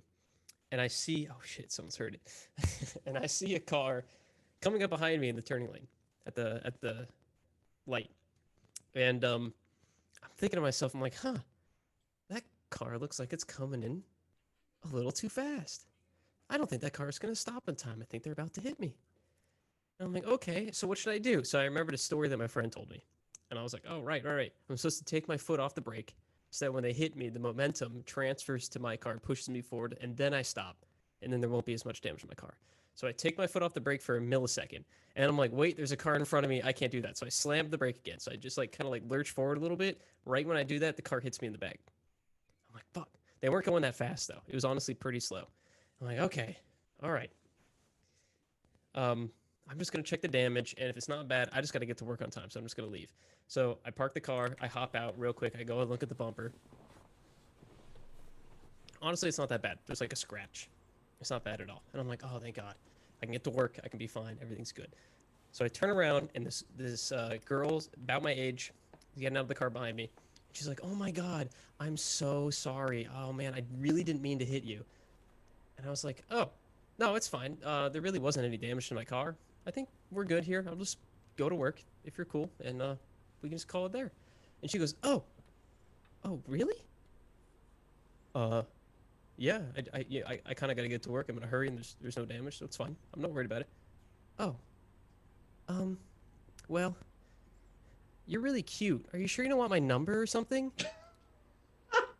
And I'm like, bitch, you just hit me with your car. I know I don't want your number. Like, I'm trying to get to work. I don't. So I'm like, no, it's fine. Don't worry about it. Damn, Vance, you're here. You heard it like 3 times. No, it was at a light. I'm like, no, it's fine. I gotta go. And I look in the light screen, and like the car in front of me is already gone. So I'm like, shit. So I run, I hop in my car, I drive to work. Okay. So I spend the whole day at work, and then 2 more days pass. I pull up to that same light I was at before. And my girlfriend is in the car with me. And I'm telling her the story. I'm like, yeah, babe, I was at this light, and this girl came up next to me, or this girl came up behind me, and she hit my car, and then she asked me out on a date. My girlfriend's like, oh, that's so weird. And then I look in the side view mirror, and I see the exact same car, make, model, year, color, everything. I'm like, huh, that's really funny. It was actually that exact car as it's pulling up next to me. And she's like, oh, really? What did the girl look like? And I was like, oh, well, she was about our age. She's a little bit shorter than me. She had long hair. And I was like describing the girl. And my girlfriend's just staring at the window. And I'm like, uh-oh. She's been staring for a minute. So I go, is that the girl that hit me? And she's like, yeah, that's the girl that hit you. I'm like, that's the girl that hit me and then asked me out. Yeah, that's the girl. Also, I've seen her before, and she lives in our apartments. I'm like, well, it's a really good thing I didn't get her number. There's easier ways. She could use Tinder or something instead of hitting people's cars. Is that the best way to get a date now? Is that what you have to resort to? It's a real meet cute. I was gonna say, I was making the joke, I guess. Maybe I just need to jump out in front of traffic to get a date right now. That's the COVID dating. Yep. Messy, your mic is popping just a little. Oh, is it? Yeah. Yeah, I messaged you on through Zoom about it. It's that same thing that you occasionally get. Remember on our streams and things I've bothered you about before. It really sucks it happened now. It was happening earlier, but I didn't want to interrupt anything. Once Messi gets back with that, we can jump back in here. You can murderize this Hydra. Sure, if that's what your character will do. You in? I'm in. I'd like to hide in the bush again. I'm just kidding. Considers it senseless slaughter. They led a creature to the island that they planned to slaughter. There's no reason to slaughter this creature. We could just let them fucking deal with the situation that they have put on themselves, but also we shouldn't sail around a Hydra. We have another ship and a Triton that can make it move, maybe. Decoy.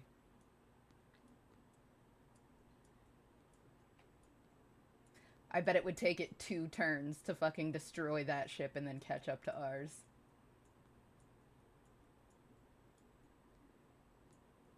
Hide and wait it out? I don't know. We'll see. We'll see how it goes. All right. Well, if we're ready, let's jump back into it. Hi, everybody. We back. I mean, we didn't really go anywhere, though. Like, we were here the whole time. But all right. Whenever we take these breaks, we actually just sit here and we wait until it's time to go again. We don't do anything. Yeah, normally we're able to talk without you guys hearing it and talk about, like, really dirty stuff. And yeah, and, like, how much we dislike chat sometimes. And you quit it right now. Turn the conversation. We just talk about, like... I'm just saying how I see it, honestly. What's the uh-oh? I messed up on my PC. We're good, though. Everything's fine. Do I sound okay, by the way? Nope. You're still popping. On that note, if you guys all want to roll initiative, that would be great. That would be swell. Super duper swell.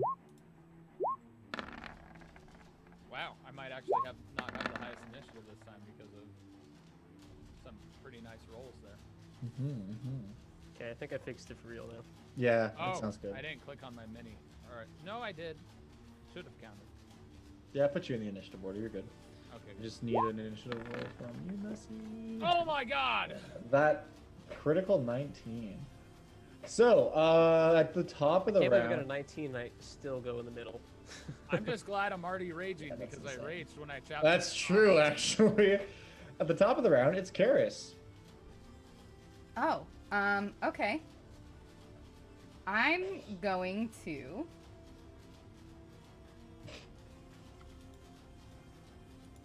bless my comrades. Right. You bless up. Who you blessing? Athalir, Vigo, and Astatoro. Okay, you guys are all. Are we your favorites?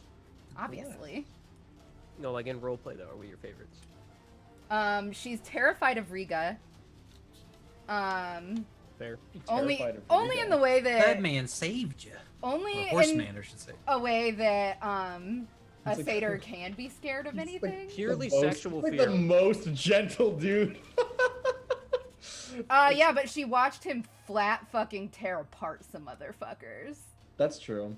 And I mean, she respects him and admires him, but she's just like, I just don't want to get on his bad side. I will observe from afar.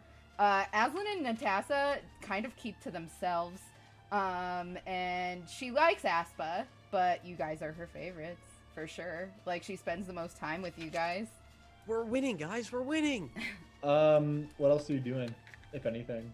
He spends a lot of time with Astatoro because she's training anyway. I will do nothing.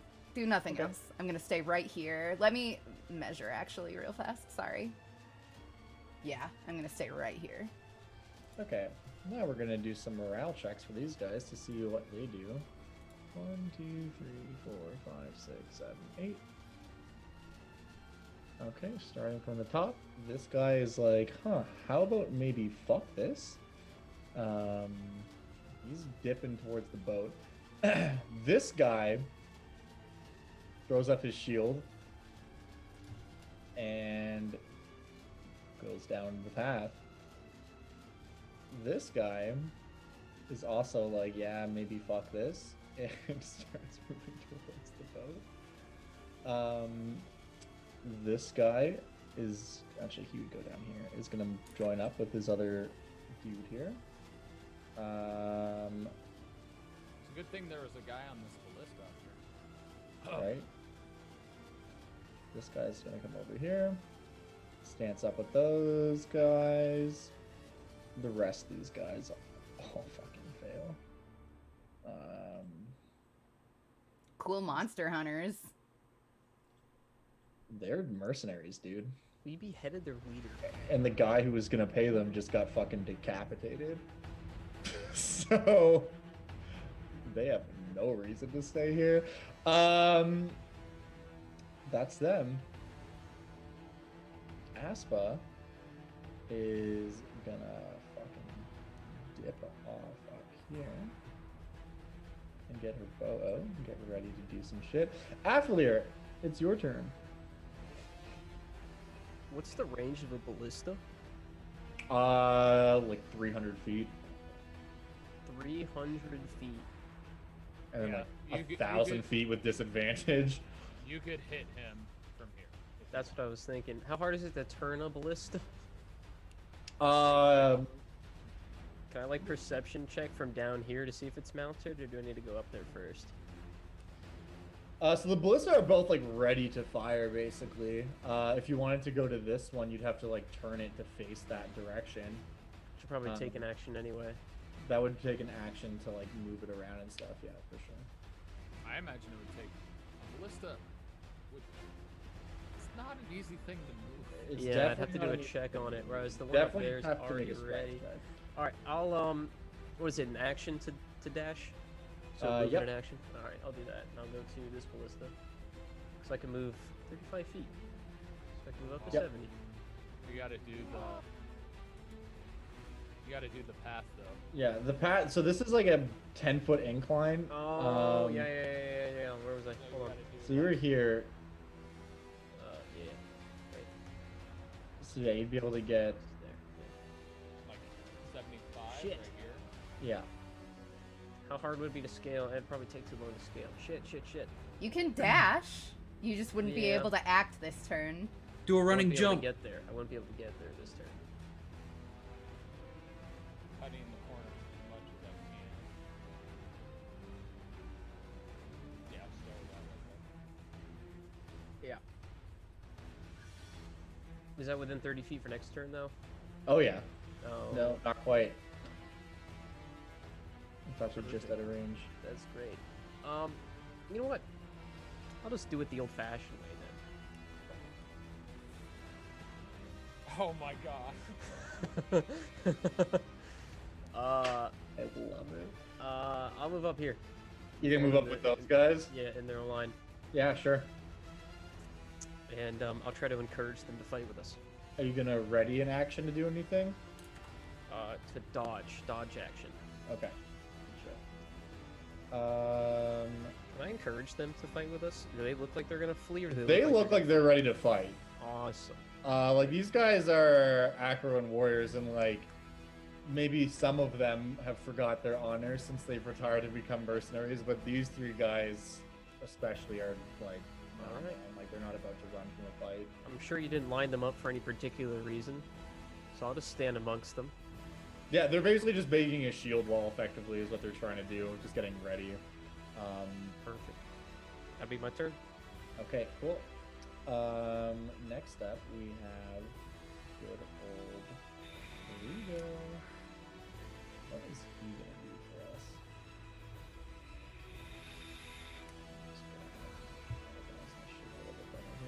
Okay, Rigo, you can use a longbow. Just gonna kind of move here, get a bit of better position, and shoot with his longbow. And miss. A 20 misses? Oh wait. He doesn't have advantage. I'm just using the first Yeah, number. I keep forgetting. That's all good. Oh, hey, it's the Hydra's turn. Let's good old Palancock up to you. He's gonna go. Boom, boom, 15, 20. He's gonna move right here. Oh. That's great. He's a little too close. Would that be attack of opportunity? Actually no, because you were dodging. Oh yeah. Basically you and all these other guys are quote unquote dodging, which is realistically a little bit more like getting ready to try to fucking block some heads. Affiliate, there's a head attack coming your way. One of these heads is gonna try to bite you. He hungry.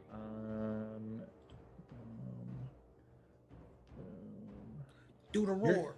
You're dodging right now, yeah? Yes. Okay, so he's disadvantaged. All these attacks are disadvantaged. So you actually, two of the heads come for you, and you manage to like Dark Souls fucking roll out of the way as they like slam into the ground around you. The guy to your right and left also dodged. This guy on the far left does get hit.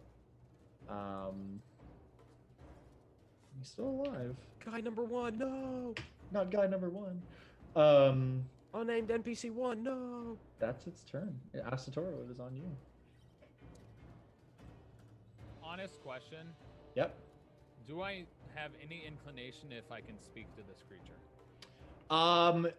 You would know this is not a beast. Hydras are monstrosities. Also, something worth mentioning as it kind of comes up is this Hydra has that similar quality that we've seen in some of the deific encounters, where some of the darker parts of its body in the shadows look almost like the Nyx. Because this is not any regular Hydra. It's much larger than a typical Hydra, and it has qualities of the Nyx in its body. We all see that? Oh yeah, everyone would notice that. So Anyone it's who like wants... it was brought here by the gods. It's definitely from the realm of the gods. Whether it was sent here by one of them or it's simply just passed into the material world at some point, that's hard to say. But like Nyx monsters aren't necessarily beholden to a god, but they're definitely like from the same place that they are. Yeah. Anyways, it is your turn. Okay, so that changes what I would do and be like. It's also odd that the Hydra appeared away from where the bait is. Where's the bait? It's technically on the other side of the island, like over here, wherever their ship is. Okay.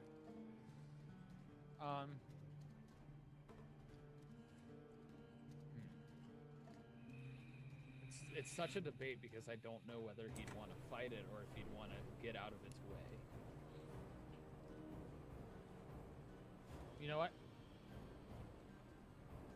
Asatoro will simply say, "Do not slaughter this creature if we can avoid it.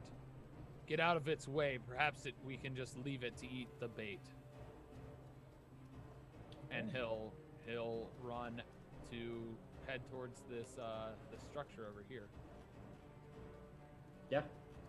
Can you make it inside of there? Technically, if I use my dash action, yes. So it's up to you if you want to dash, or if you're gonna just move and dodge. He's gonna dash. Okay, cool. Then I will remove the door here so you can get through there. Oop. Alright, so imagine I have to go up here.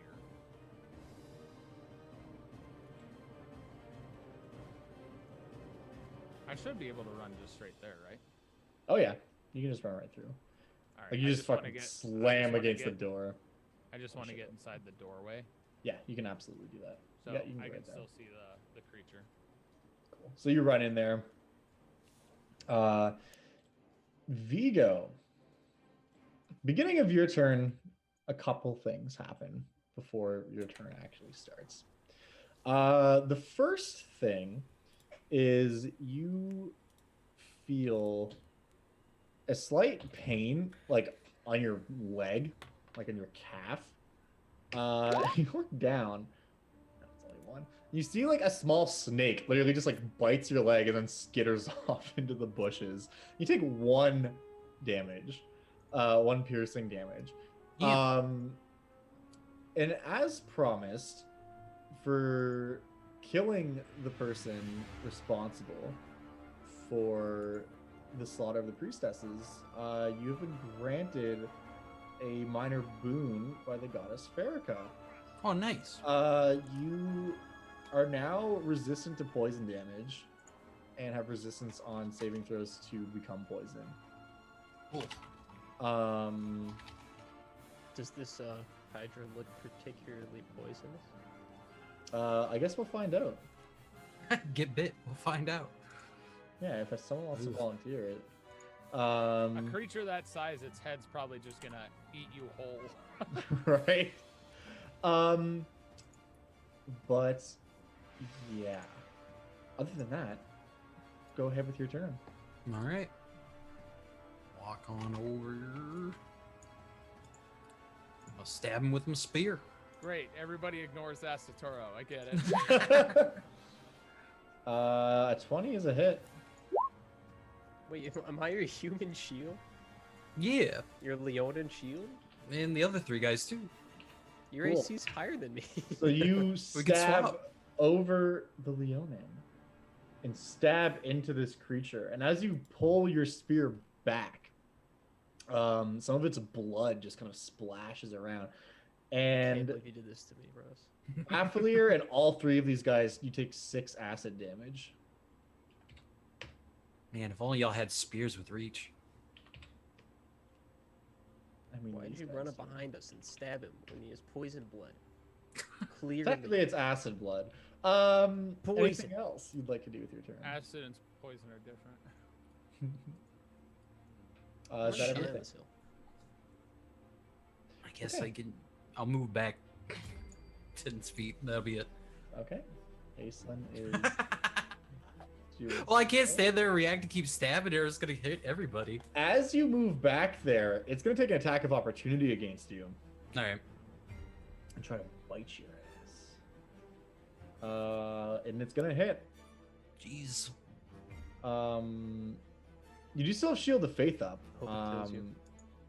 Okay. It's going to hit you for 15 piercing damage.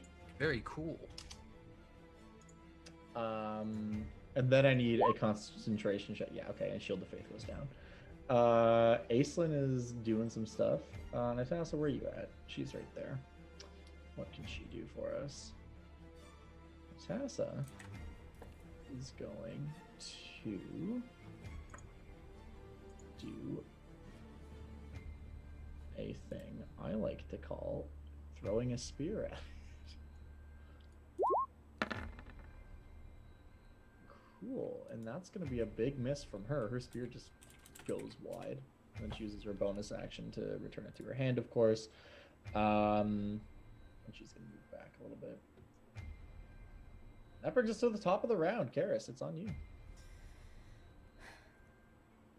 I would look around to everybody and I say, if you all retreat, if you all stop, I might be able to do something. And I move forward. Yep. To like here. Yep. And I don't know, I want its attention on me.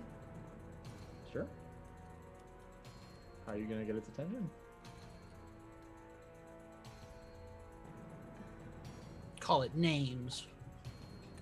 No, I'm gonna Look over here, you big smelly. Oh. I'm gonna start singing Oh, to neat. it. Oh. Okay. Make a performance check. I want to hear this song that you're singing. Hey, friendly Hydra, what's it like here in You also Theros? have bless. I don't have bless. Oh? She didn't bless herself. She just blessed you guys. Okay. And anything else you'd like to do? Try again if I can. No. Nope, nothing. Okay. It's these hoplites' turn. They're gonna make some attacks. And We have to that's play with the hands we were dealt, Doxy. one hit from them. You got 3 brave soldiers who want to fight it head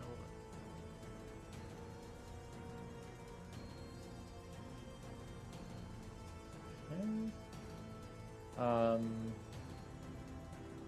Alright, Aspa. What you got? What you got, Aspa? Did they all miss?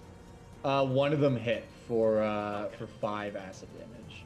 Or I'm sorry, for 9 piercing. And then I rolled the acid, but that only happens once per turn. Once this round, so. Shit. Should remove them. Just let me get sprayed. I thought it was every strike. Is it? I would have thought. Is it just piercing and slashing that does it? I don't know, I guess we'll find out. That'd be interesting. Aspa is gonna take a shot with her bow from out here. And I don't know why she's rolling with advantage, but that hits either way. So we'll take it. Be 13. careful with those player character ones. I think you have to roll because if you get a crit. Yeah, exactly. I did adjust that one. Okay. Athalor. Awesome. Athalier. Also, would she get sneak if it's engaged with us? Because they're within 5 Yeah. feet, yeah. I'm gonna do the. I'm gonna do this. Give myself protection from evil and good. And I'll put that in check. Hey, yeah. Okay. It says wisdom. It says wisdom. Apparently, I don't have any. Is your spell casting ability, but It doesn't matter because this It is just a doesn't spell that just matter. is on you. Yeah, so Yeah, you're fine. Okay, cool. Yeah, I just didn't know why it said that. And then I'm gonna twirl my big hammer and hit it with my big hammer. Protection for good and evil is an action, although you can do it for as a bonus action. Oh wait, hold on. Once- I thought. Oh. It's an action. I don't know why I thought the text from the trait was that you cast. No, it just lets you cast it. So I'll let you resend that if you want. No, it's fine. I actually want it on. Okay. The Shield of Faith a bonus? Oh, Shield of Faith is the bonus. Yeah. Okay. But that Technically, one's a you- concentration. Shield of Faith is a concentration. So. Okay. I'll hang tight. Okay. Just wait until I get hit again. Okay. At the end of your turn, it is going to use a legendary action. A what? It's going to use a legendary action. A legend what? And it's going to try to bite you, Karis.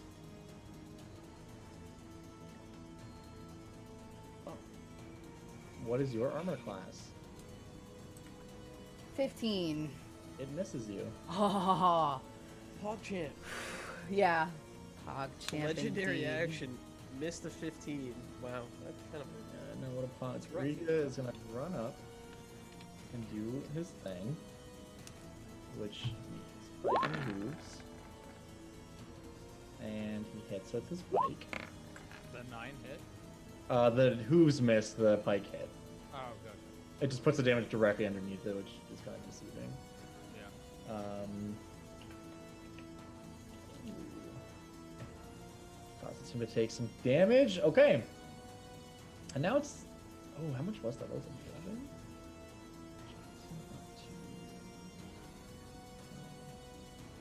Okay. 1d10 plus 4. It is now the Hydra's turn. Oops. I clicked it. Sorry. He is going to try and bite that guy. And hit. Okay, this guy's straight up dead. Oh no. He's gonna try to. One of the other heads is coming at you, Falir. What's your armor class now? It's 19. Oh, right, because you did the. There's disadvantage on attacks against you though, because you have protection. from Aha, the- I was hoping that would be the case. It is the case. However, it does still hit you. Uh-oh. You take 8 piercing damage. Damn. And I need a con save for shield or for protection from good and evil. Oh, damn. You get to add 1d4 to it because of bless. Do I just have to beat a 10? Or... Yeah. Oh, So okay, you're that's fine. fine. You're fine. Another bite attack. Come on, me. Add that. No, the guy beside you, who gets hit for a much worse amount of damage than what you got hit for. And then 2 of them are going at Riga. Ooh, baby. And he gets hit twice. One of them critically so. Oof. That's like 3 hits. And Riga takes 37 damage. Is he alive? He is barely up. Oh my god. Goro, it's on you. He's- What the...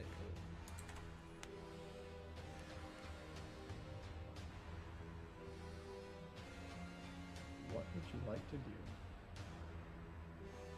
He'll simply say, after seeing that massive hit, he'll say, "You fools, let it pass."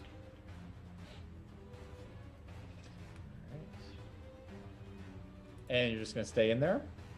He probably would step out and he Okay. would, like stand in the doorway like that. Yeah, totally. All right. Vigo.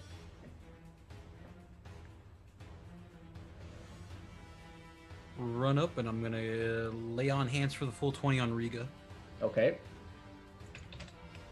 Oh, is it 20 now? Oh, because we leveled. Yeah. You leveled up between last Yeah, sessions. it You is got 20 20. points. All right. You touch Riga. You lay a hand on his horse body, and his wounds start to. All the hindquarters. Yeah, exactly. get him, Give a big boy. Slap on the ass. Right on his back haunch. Haunch. And that'll be my turn. Waiting to use my reaction. Great, great. More people not listening to Asator. He's getting mad. You think you're the protagonist? It's We're all the protagonists. Aislin's turn.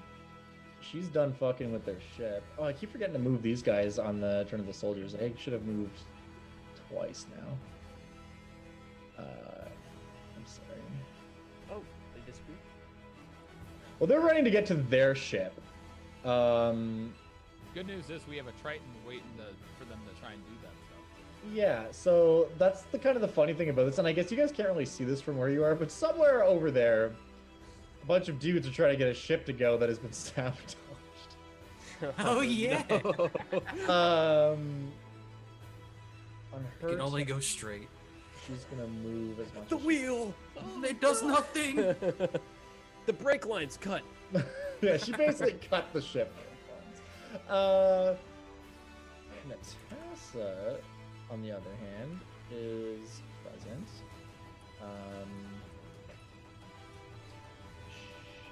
is going to chuck her spear again. Whoop. Ooh, hit from her. Damn. Whopping 6 damage. I imagine this thing has an absurd amount of hit points. It's got a decent amount of hit points for sure. Decent, not absurd. Karis. Again, I would talk to everybody. I want to convince the soldiers to stop, and say, stop fighting, lest you die for nothing. And I'm going to try singing to it again to keep it focused on me. Okay, roll a performance check.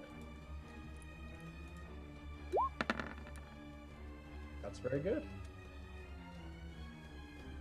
It's the hoplites. They don't really know what you're doing, but they will take a defensive stance this turn. Aspa's gonna shoot at it. God damn it, Can Aspa. I shout something to Aspa actually for a free action? Sure. Aspa, the ballista. That's a good idea. She looks at you and says, right. Oops. She will have to use her whole turn, but she's gonna run up here. Means it doesn't get hit this turn from Aspa. At the end of her turn, as a legendary action, it's gonna try to bite you, Karis. Uh-oh, we can do that again? That's a hit. It gets to do those every time it rolls around. Take Oh, no. 13 piercing damage Okay. from one of the heads. Affilier, it's on you. Oh my god. Oh, that's terrifying. 13 damage, huh? Yeah. Man, it'd be really rough if that was gonna kill me. Okay. Bonus action. I'm gonna cast Wrathful Smite. Again, nobody's listening to the two people. Yeah, make an attack roll. And then, yeah, then I'm gonna make an attack. How did you know I was gonna do that? It's crazy. With my maul. Please roll. I'm blessed, but I don't think even a 4 would save me here. You can roll to Roll see. it anyway. Can I just click it? No.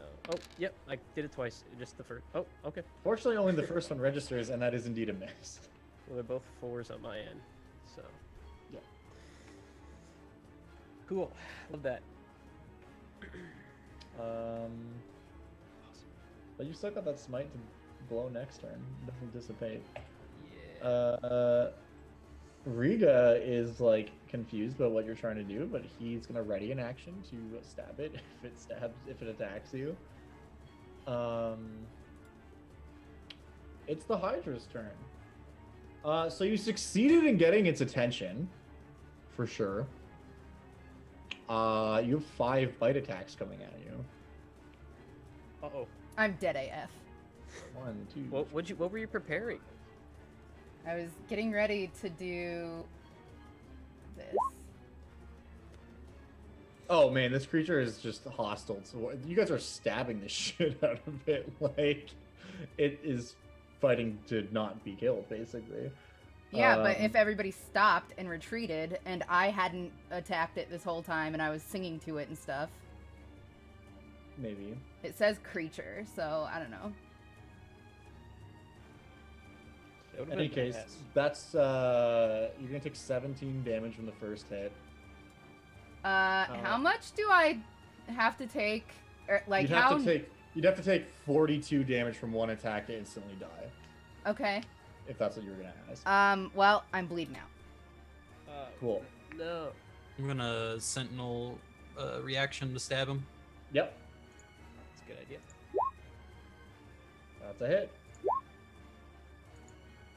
Okay, that's 7 piercing.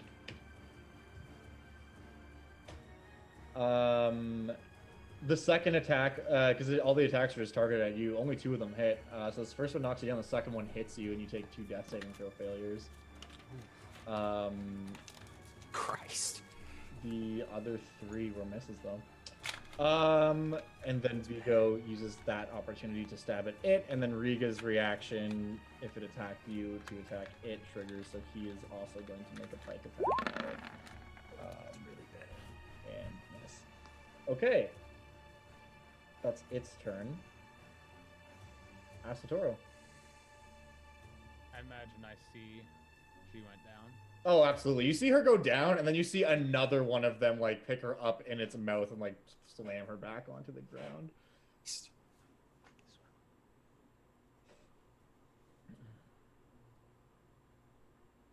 gonna move towards her, but I guess he's gonna rush to be next to. Yep. And he'll expecting full on to get hit because its attention was on her. He's gonna enter his rage. Yep. And prepare a defensive action, if possible, to Yep. take the hit instead of the body. Yeah, like you can. So she's right here. It's within your reach. You can basically run up and like stand over her body. Okay. So like it would have to attack you before being able to get to her for sure. Right. Cool.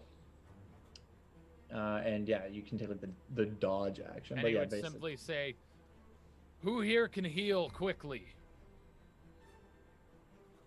That's a good question. Riga? Oh, I have an idea. Okay.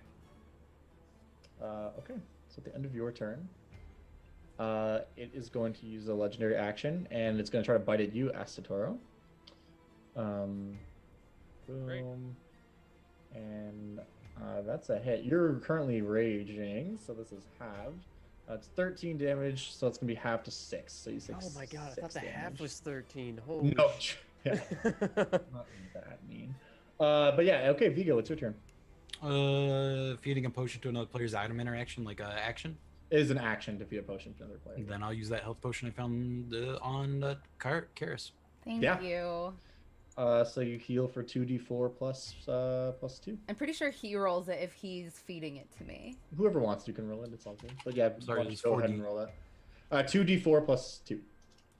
When you open your eyes, you just see Asatoro standing literally right above you. And he's not wearing any panties. And he's holding his weapon in a defensive stance, not an aggressive one. Like he's You not... did 4d2 plus 2. 2d4 plus. Okay. Yeah. I was just flipping a bunch of coins. Yeah, I was like, why are they all green? I Yeah. hope you roll higher. It's the same. It's the same. Yeah, so you administer that health potion while Asatoro kind of stands there blocking that head. And I imagine it's like its bite is like around me and my weapon as I'm holding it in 2 hands, like it. absolutely, which gives Vigo a chance to get in there. And Karis, you're no longer bleeding to death. I just kind of poured out like Dope, one for the thank you. homies, just around your mouth. There you go. I'll thank On the you as wounds. Any? Oh, sorry. Go ahead. I wake up. That's it. Any more actions? Ready for my reaction. That's it. Okay. Aislinn is going to continue trucking. She dashes for another 60 feet. Great, good job. Natasa is going to kind of circle around this way a little bit. And she's going to cast Booming Blade on it. Oh no! Because she went down, did we lose our bless? Oh, yes, that's true. You're no longer blessed because you can't concentrate on the spell when your brain is turned off. That's a way to say it, yeah. So blessed does indeed go down. Natasa is going to do her spear thing. Boom. And miss. Very cool. Karis.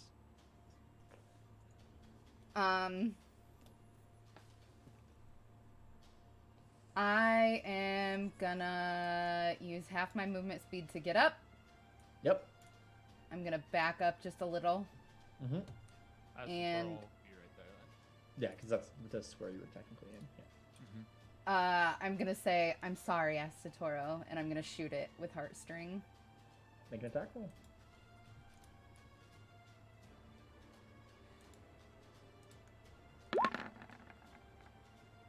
That is a miss. Cool.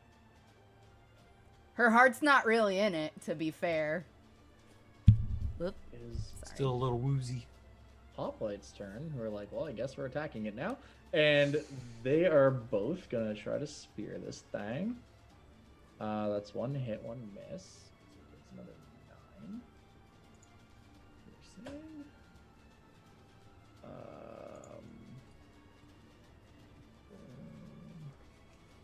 Okay. Oops. How'd they fare? So yeah, they both attack. One of them hits it for 9 damage. The other one is unable to get through the armor. Aspa, where even is she? Oh, she's up here. Yeah, she's going to Turn the ballista. turn the ballista is what she's gonna do. She only has to turn it a little bit, so this is gonna be a No, it's a strength check, so. it's gonna be a strength check, depending on how she does here. Okay, so Not she gets terrible. it turned, but it does use her action. Bonus action to pull the trigger. Unfortunately. I'm gonna go on the map and we're gonna turn Rotate this. ballista. Whoops. Should be pointing this way. Hey, Messy. Yeah. What? How many spell slots you got left? 2. Okay. I mean, less than what I started with, but Nah, only I by get you. 1. Just need to know how many you had right now. Yeah, 2 left. And I have all my lay on hands. Absolutely. Yours. Hit me up with your turn. Perfect.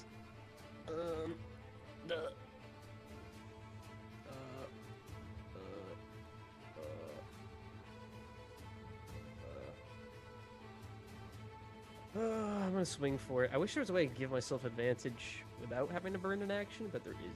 So I'm just gonna swing at it. Yeah, make an attack roll. Yeah. Come on, baby.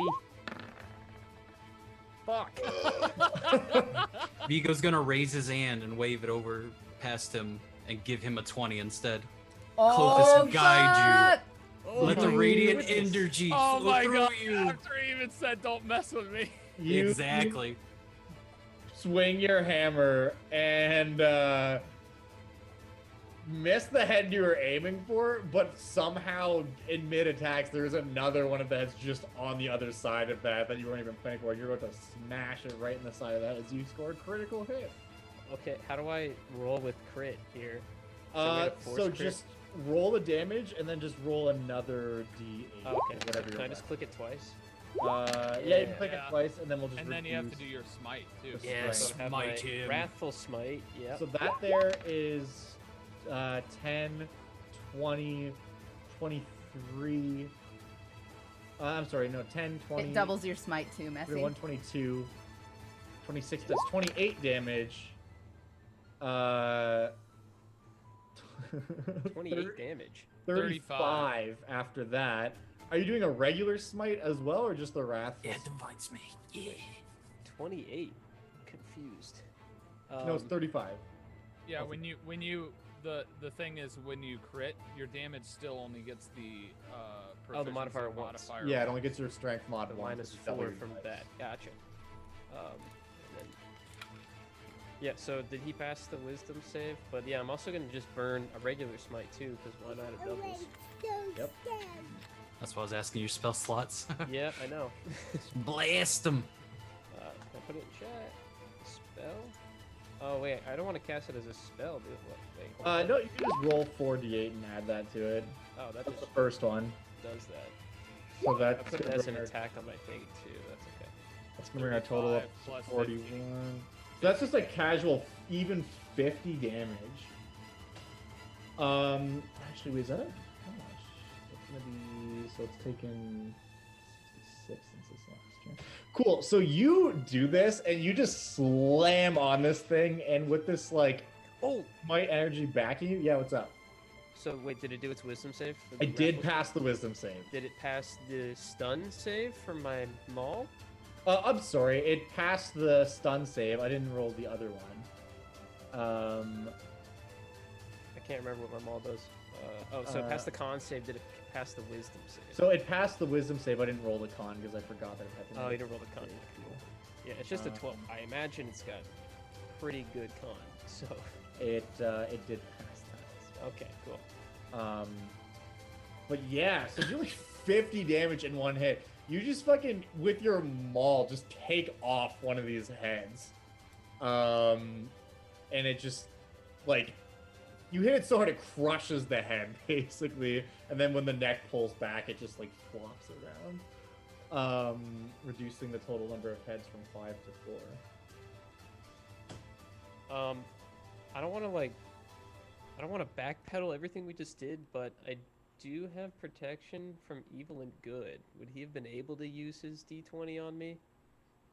Oh, to make a bite attack against you? No. No, he's talking about me. Change He's my talking about attack to a his 20. destiny. That only gives disadvantage on saving throws. No. Or What on attack rolls against you, and you can't become charmed or possessed.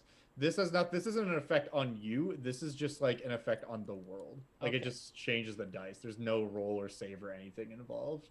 Because it says the creature you touch is protected against certain types of creatures. Am I an aberration to you? I mean, Celestial is there. Oh, that's true.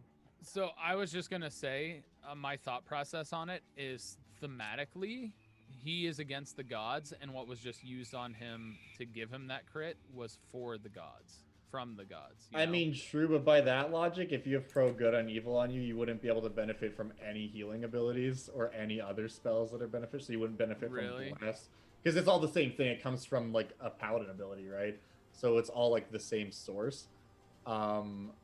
And I do definitely understand what you mean, where you're like, yeah, it's kind of a gray area, especially where that's like a magic item ability, which is like another weird thing. But I'm gonna say, as long as you're like cool with it, then we can then it's fine. I mean, I can't really be against it right now. Yeah, I'm sure. Okay, then it resolves on the stack. I don't want to undo all that work. Because I mean, but that's a good point. Going forward with shit like that, I will give you the choice about whether you want to let it affect you or not. Okay.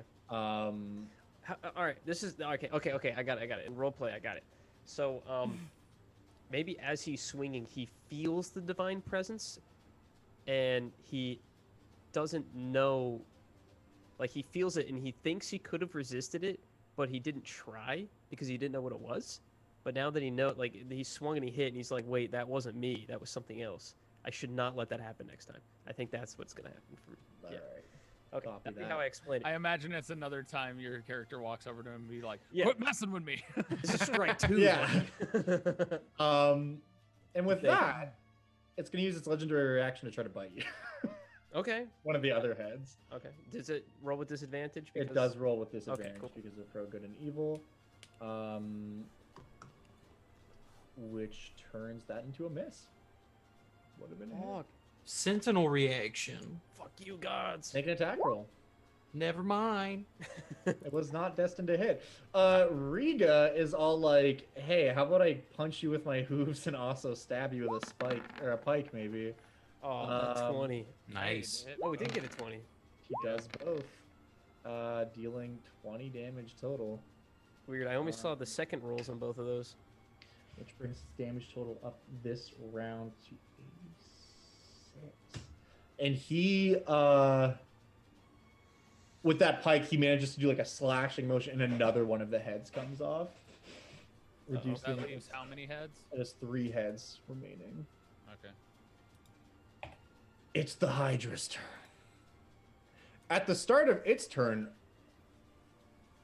it grows 2 more heads out of the stuff that Messi cut off, and grows I mashed it. or mashed in, and grows 2 more heads out of the other stuff, meaning its total number of heads is now up to 7.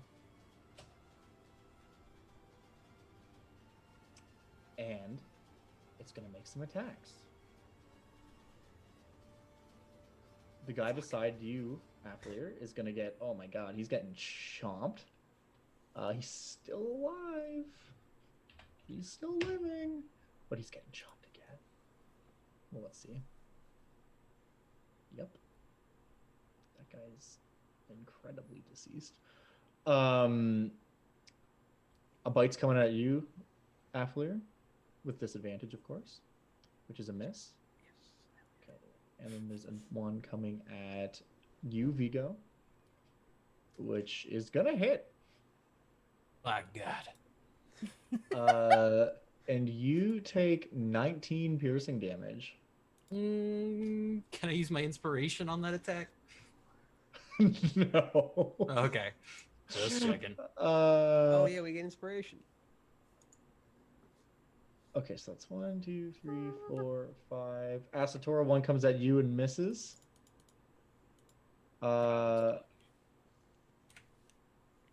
One and the other two are going towards Natasa. And that's one miss, one hit on her.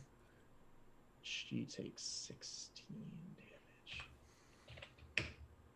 She's still up. Okay. Asatora. Well, there's a sigh. There can't really be a sigh. He's enraged, but imagine internally he's upset in general with everything that's happening, and he's gonna attack. Okay. I'm gonna use that inspiration you gave me earlier. Yeah. And I am going to. Do I choose before I attack or after it hits whether or not? You can choose after you see the roll, but before I declare whether it hits or not. So you can make your attack roll, and then if you don't like it, you can say that you want to use your inspiration. Oh no, I wasn't talking about inspiration. I was talking about the my devotee ability. Oh, which is the lightning damage. Do you have? Can you put it in chat? I want to see it. Yeah, ping the ability if you've got it handy there. I don't think I've used it yet. I want to read it. Yeah, so when you hit with the attack, then it's kind of like smiting in a way. When you hit, you can choose to deal the extra damage then. So I also have a question afterwards. Yep. But we'll see. Okay, make your attack roll with advantage.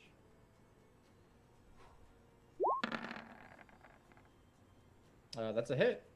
Unfortunately, fell-handed does not come into play on that one. It's not, unfortunately. I'll go ahead and use it. My question is, it had just come out of the water. I imagine it's wet. Oh, yeah. And how much lightning damage might do extra because of that. So that was more or less my question. But... That's fucking smart. Well, apparently it's not that much. So it takes the 12 slashing. And... It could be resistant. Could be resistant to lightning or weak to lightning. We're not sure either. Okay. Yeah, you hit this thing, and the lightning does seem to affect it a little bit more. You notice it kind of surges across its body, and the skin on the surface of this creature tenses up. What you guys see is during the attack, as the axe reaches its high point, lightning comes down from the clouds and strikes the axe as it strikes the creature. Oh yeah, love it. That's dope as fuck. And you hit him. Okay. It's like lithium battery. Anything else you'd like to do? I guess I will try and push it, but that creature is too big for me to try and push, so I can't do that. So that's all I can do. Okay. Vigo. Unless a 9 hit, which I don't think. Here I go stabbing again. 13 is a miss. I will use my inspiration this time. Cool.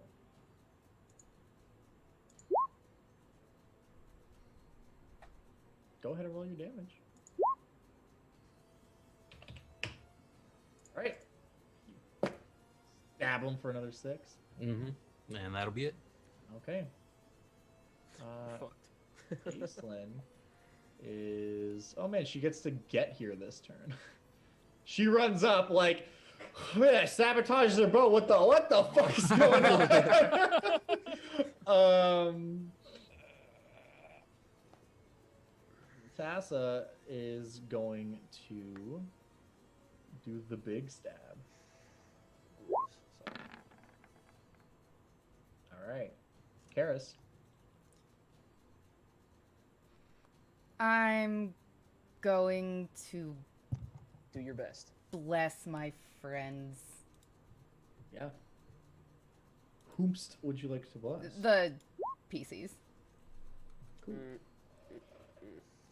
You guys all get blessed. Feel that godly blessing. Athalir, do you want to be blessed by Ephara? I feel that thing that I felt before, and I don't like it. No. I will not be Cool. blessed. I will try to resist it. You can just choose not to be blessed. Oh my god, it's Because it's my destiny's in my own hands, Vigo. Blasphemy. But the other two are blessed. As the little olive leaves twirl around. Are you moving or anything? Oh, Run away. I can't run away because then it'll get 7 attacks of opportunity against me. It'll only get one, Yeah, it only but gets one. it will get an attack of opportunity against you. Unless you wait. Oh no, you have to full. What is action its disengage, reach? Right. I mean, this is like kind of gaming knowledge, but based on what you guys have been able to discern, it's got a 15-foot reach. Okay. It's got these long Shit. heads. No, I'm not gonna move. The hoplites are basically out of this combat, so I'm just going to delete them from the initiative order. Although maybe I won't, just to be Wait, safe. there's one left. but- There's one left. Oh, there is one left. I thought they were all dead. There's one left. No, man, this dude is Last brave still... soldier. Yeah, what can you do? Ah! You can roll a critical miss, is what you can do. You stabbed me. Nice. All right, Aspa. Go. Yeah, it's gonna be the same mod as her bow. So -1 because the bow is magic. So I bought her enough time. take a shot. That's a 14. That's a after short the sword. Say a short sword. It's the same. It's just her dex Oh. mod. She has a +5 on attacks with this thing because she's proficient in her dex. So it's 3 + 2. So 14 is a miss. As a crossbow bolt flies by this thing. And then Crap, she those bends- things takes time to reload. Yeah. But she starts to reload it. Athalir. I like that the music changed right when it was my turn. Yeah. What's the button that hits Right it click. again? L? What is it? Q? Q. The paint. Oh, yeah. Or you can right click. Yeah. I can't get there in the turn. Why? Maybe from here if I dad? No. Okay. Let's Oh, wait. let's scare Didn't it. it give my 2 damage? No, it did do the 2 plus rage. Never mind. Ignore me. Let's Okay. scare it. Yeah. Oh, I want to do 2 things that are both bonus actions. Can I just force one of them as an action? Yeah, absolutely. Okay, I'm gonna kind of role play them at the same time. Okay. It's gonna be my channel my channel. Yep. So you're going to turn the tide. And see, I almost said the word. And I'm My going to daunting roar at the forbidden same word. time. Sick. So you turn the tide as you like roaring to try and intimidate this creature and also shore the resolve of your companions here. Yeah. So go ahead and roll your 1d6 plus charisma. Okay, what's my charisma? 2. Haha, you guys are in for a world of healing. Give me an 8. I believe. 4. So everyone heals 4. That's within 30 feet of you, which is everyone. is Except hurt. for she's even hurt. I don't know. Aspa hasn't been hit yet, so she actually doesn't need So it. everyone who's been hit, yeah, heals. Cool. Cool. So those are my action and my bonus, and then I will remain here. Okay, and it has to make a save against your roar. Yep. DC That has to 12. make a wisdom of 12. You know what? Just for the fun of it, because this might really affect how this combat goes. There's a flat 0 bonus to wisdom, so it just needs to meet or beat a 12. So that's like a 60% chance that it doesn't. And it does not. Let's go! So it's frightened of you, which means it has disadvantage on attack rolls against you, and it can't willingly move closer to you. And I think that's all frightened does. Yeah, pretty sure. Um, I'll double But check. yeah, it you see some of the heads maybe thinking about going in towards you, and you just roar at them, and like the heads all kind of go back. So Imagine it's- scaring a celestial hydra. Yeah. Yeah. I was gonna say, Um, I feel like it would make sense based on size that it would have advantage on that roll, but It does get advantage on the roll. Oh, I only rolled it once because I didn't do it automatically. No. Wait, does it? Let me look. Hydra's fight. It was more than one hit. Oh, okay. So I checked the frightened condition. Yep. Has disadvantage on ability checks and attack rolls while the source of its fear is within its line of sight. Yeah. So. Okay, so it's attack rolls against everyone. So it does actually have advantage though. Yeah. Yeah. Go ahead. Because it has multiple heads, which is a trait that gives it advantage on wisdom saving throws against being frightened and other stuff. Sure. So. Okay. Roll another d20, I guess. And it still doesn't beat it. Go! I'm so excited. That's I just huge. scared a fucking Hydra. It is very much like a human afraid of a mouse. Like if there was a chair it could jump up on, it would. You see that video of the cat chasing the rat, and the rat starts jumping at the cat, and the cat runs away? Yeah, that's what's happening. I'm the rat. Okay, so that means it has disadvantage on all attack rolls as long as it can see you. And how long does that last for? Until the end of your next turn. Okay. Until the end of my next turn, is that it? Until the end of your next turn, yep. Ooh, awesome. Riga is going to Nice. hit him. Double hit. Boop. Boop. Riga's just beasting on this thing. It's the Hydra's turn. So that resets to 0. 7 heads. Okay. Well, these are all at disadvantage anyway, but let's see how this goes. I think we all need to hit it and hit a certain amount of damage for it to die. Asatoro. Makes Attack so many is take coming off the heads, towards yeah. you, and it misses. Karis, an attack is coming towards you, and it hits. Fuck. I tried so hard to support my team.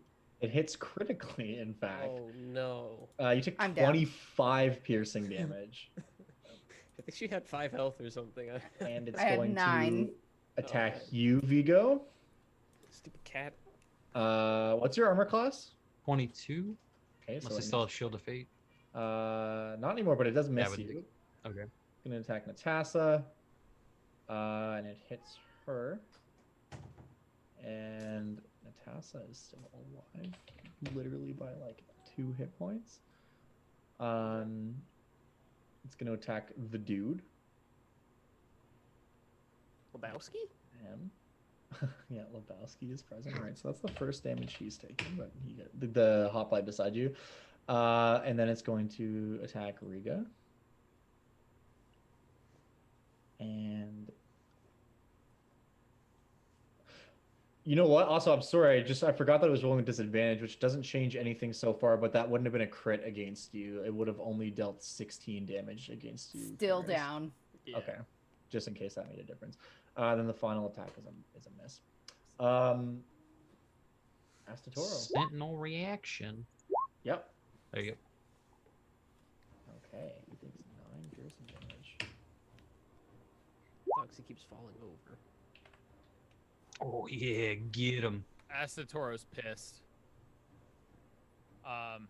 Everybody, like, the fact that the person who was actually somewhat listening to him is now down, he's gonna scream out, just say, "Who can heal her?" Make that attack roll. And here's my attack.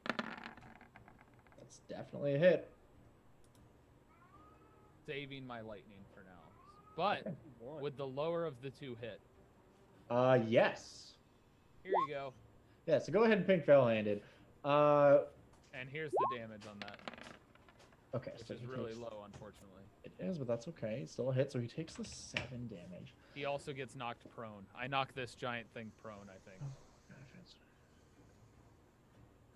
He attacks with disadvantage, and now we get advantage. Sweet.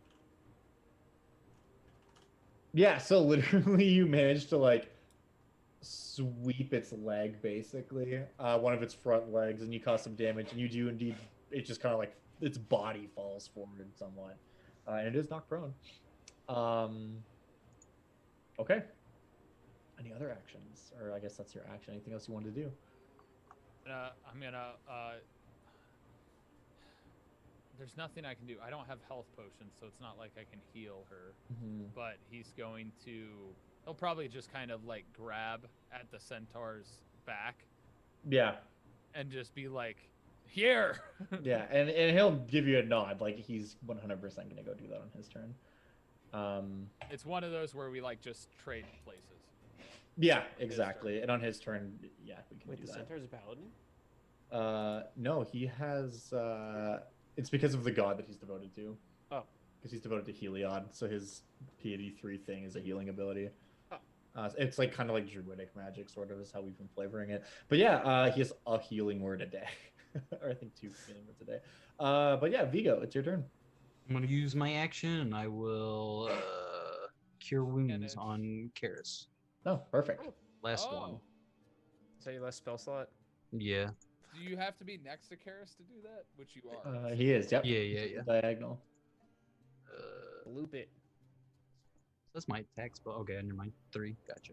Boop. Sick. For 7. You heal 7. And I will continue to stand vigilant. Okay. Is that an action? Yeah. I don't Thank really you have very much. bonuses. I'm the off heals. Yeah, exactly. Again, ask the Tauros right next to you when you wake up.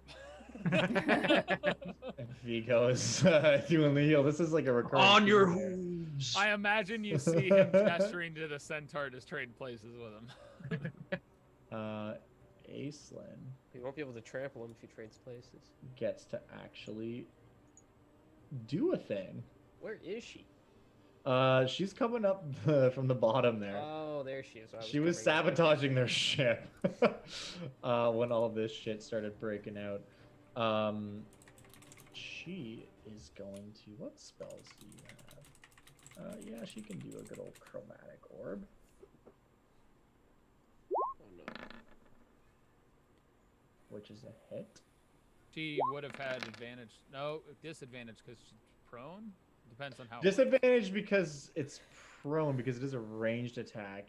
Does she get advantage from anything? I don't think so. So no, she actually does have just straight disadvantage. So she misses.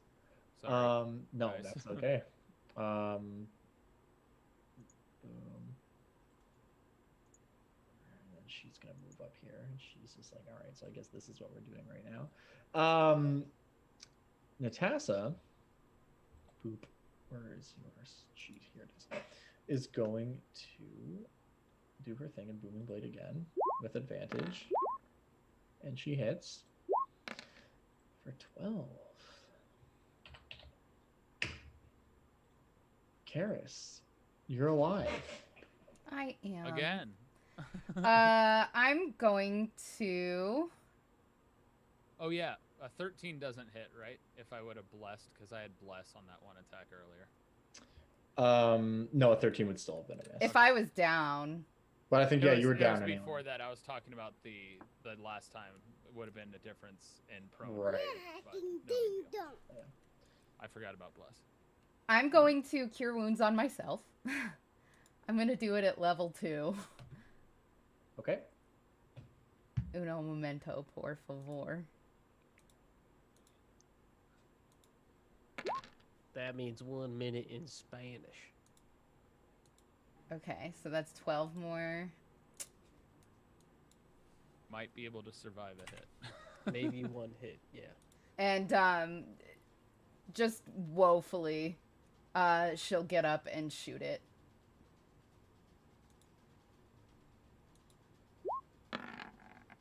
Neat. You also would technically attack. You would technically would have disadvantage, yeah. but I think you would have missed anyway. That's true, but you know, that's okay. Why would I attack at because disadvantage? it's prone. It's laying down. Yeah. And you have disadvantage with ranged attacks and advantage with melee attacks. Okay. But it doesn't matter because you rolled an 8 anyway, so. Go for the 1. Okay. Yeah. Fish for that critical miss. Okay. The hoplite's going to attack now with advantage because it's prone and hits due to said advantage. This thing is looking fucking bloody. What about the acid blood? Is that still a thing? It hasn't been a thing since it dropped below 50% HP, so no. Okay. Now she's It's almost oozing. So Aspa, because she had her Can bonus I- action and then her bonus this turn, she is going to ready an action to shoot at it because she'd have disadvantage right now. So she's gonna basically aim crossbow Wait for the open shot. and wait for it to get back up. I was literally about to say for a free action to tell her to wait until it stood up. So that's awesome. Yeah. She's smart enough to do that. I love smart know, NPCs.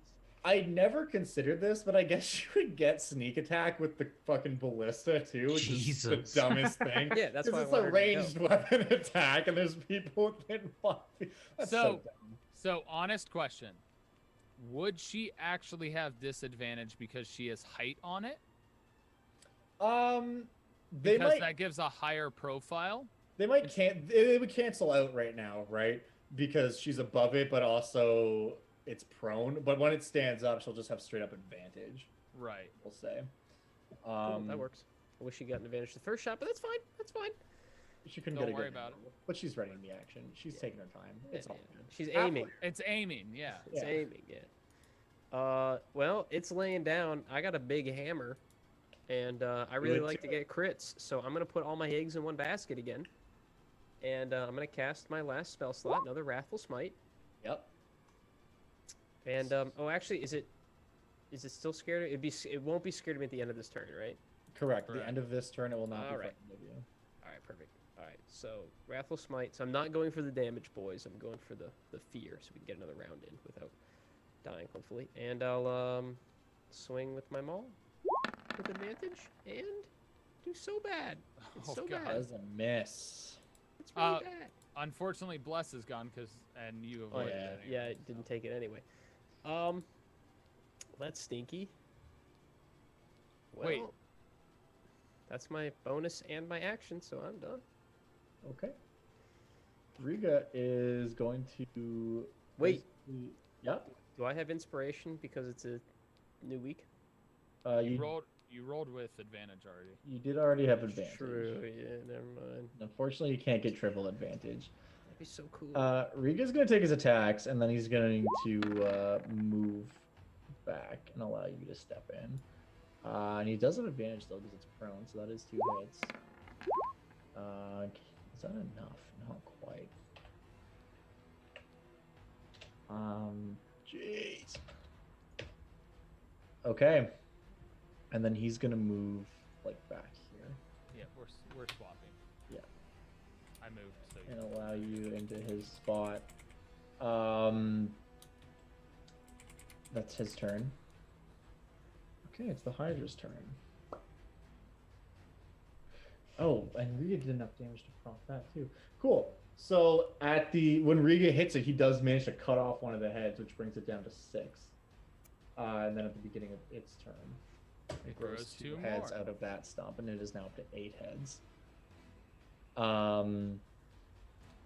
Okay, trying to face the lot of you, it is going to do some bites. We're gonna go clockwise here. Appalian, Wait. It's gonna stand up, right? it's gonna stand up. Yep, Which means Aspa shoots. that's Espa true. Shoots, and technically, would Russ get Sentinel to attack? I don't think so. Once the Hydra attacks, I will. Once yeah. it attacks someone else, but yeah. So this is gonna be Aspa shooting. So we're just gonna roll an advantage on her. This is -1 because it's not magic. So that's a 21, which is a hit. Let's go. How much damage does a ballista do? Does 5d8 plus her dex. So she's Plus- gonna do 5d8 plus her sneak attack. So she's gonna do 26 damage Plus plus sneak. another 4. 30. So that's Oh even my 30. So what happens is this thing stands up, Yes. and she loses this ballista bolt, which just fucking rips across the front of this thing's body, and it starts to go down, like just this pool of acid blood just comes out, and it doesn't land on any of you guys. Don't worry, I'm not that mean. Just goes all around it and just starts burning up at like the sand and grass and things that are around it. And this is Take a step back. blow that would have 100% killed any normal creature. But inside of its open wound, you just see the nicks, like this starry field inside of its body. And you can literally see this thing's like massive, massive heart in its body just pumping away. And it does not die. But we have entered the final phase of this creature's combat. It's got a third phase. And it is enraged, and almost dead.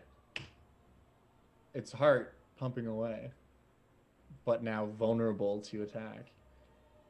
And on its turn, it is then going to attack. I already rolled the first attack, which would be against you, Afalir, which does hit. It has advantage against Asatoro. Right. So Did it roll with disadvantage on me? It did roll with disadvantage on you. Fuck. You take 15 piercing. Oh no. Which I guess would be I don't know. Yeah, it would just work out to normal with you. Although it's not frightened anymore. Yeah, why would it have so now it is just advantage because you read this. The 14 is unfortunately a miss against this thing. Okay. Boom, and then it's going to attack Hoplite Man. And miss. And then it's going to attack you, Asatoro, with advantage. And miss. And then it's going to attack Vigo once. What? How'd it hit me with disadvantage and hit you with advantage? That's insane. Them's the dice, dude. You're 22 AC? Yes. Okay, so it misses you as well. Karis, it's going to attack you once. And miss. Good, finally. Yeah. Darcy is alive. Attack Riga once. And Natasa once. Riga is going to get bopped. And so is Natasa. Natasa's unconscious. Fuck. And she drops to 0. What is that? 5, 6, 7, and it has an extra head now. Who's gonna take that extra head hit? The hoplite. The hoplite. Roll the dice. I'm gonna roll the hoplite. dice. I'm guessing from left to right. 1 to 1, 2, 3. 1, 2, 3, 4, 5, 6, 7. Did that not go through? A 3. It's a 3. It's Hey, a it is 3. the hoplite. 1, 2. That's actually you because it can't. I was starting on Afflear as 1, the hoplite as 2. I and then counted up here. she's actually out of range from it. So it's gonna attack you. It technically has advantage. That's true. For every attack? Oh no, that's such a bad idea. I didn't think that it would get does advantage hit every you single time it attacked for 19, which is gonna be halved to 9. So I take 3. You went from 19 to 3. With 19 is halved. I know you went from 19 damage to 3. That's insane. That's what I'm saying. I just shrugged it off with my unscarred resilience. So crazy. Cool. That's it. Did we lose Josiah? I think he froze. Oh no. Oh, I thought he was just deep in thought. Yeah, me too. I thought he Why was change the music? figuring out how to fuck ya. He's just so in thought. I he's- mean, he's normally frozen in time. that implies you ask first. Consent is sexy. You have some flirtation. There he is. He's back. Oh, I We was need just a- about to BRB us. Do we No. need to rotate screens? Hey, look, I where can I just am. I can just do Russ. it. Russ is the DM. Russ, I'm gonna attack. Tell me how well I did. All right, yeah, go ahead and give me a roll, dude. Oh, a 20? Oh, fuck yeah. Go ahead. 6,000 damage. Wow, you killed Should it. we just flash our cameras? No, I got it. Okay. Cool. Sorry about that. Anyways, yeah. Last that's I heard Asatora's is I turn. shrugged it off and I got 3, and then you were deep in thought. I was really deep in thought for a moment, but yes, I have decided it is now Asatoro's turn. Okay. I'm gonna once again recklessly attack, trying to hit the heart. Yeah, make an attack roll. Did it. That's a hit. Both hit. Yep. It's knocked prone again. Okay. Hey, that's my Minotaur. Let's go. 7 again. God, I roll 1s on damage so freaking much. Okay.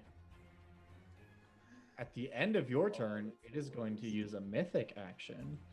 A what? It's kind of like legendary actions, but better. What do you mean? This is a fun little mechanic that's unique to Theros with mythic monsters that once they get to this mythic phase of their combat, get access to new and fun legendary actions. I'm not a fan. It is going to move. But it's knocked prone. What? It's going to use half its movement to stand up, which means it can then do... Oh, what happened to the DM, Doxy? Yeah, I got it. It's okay, using half its movement to stand up. That was fun. And how far can we get? It can only get... It can get here. Okay, so I'm going to move your guys' tokens around a little bit here. Don't be alarmed, as it is pushing you to the side.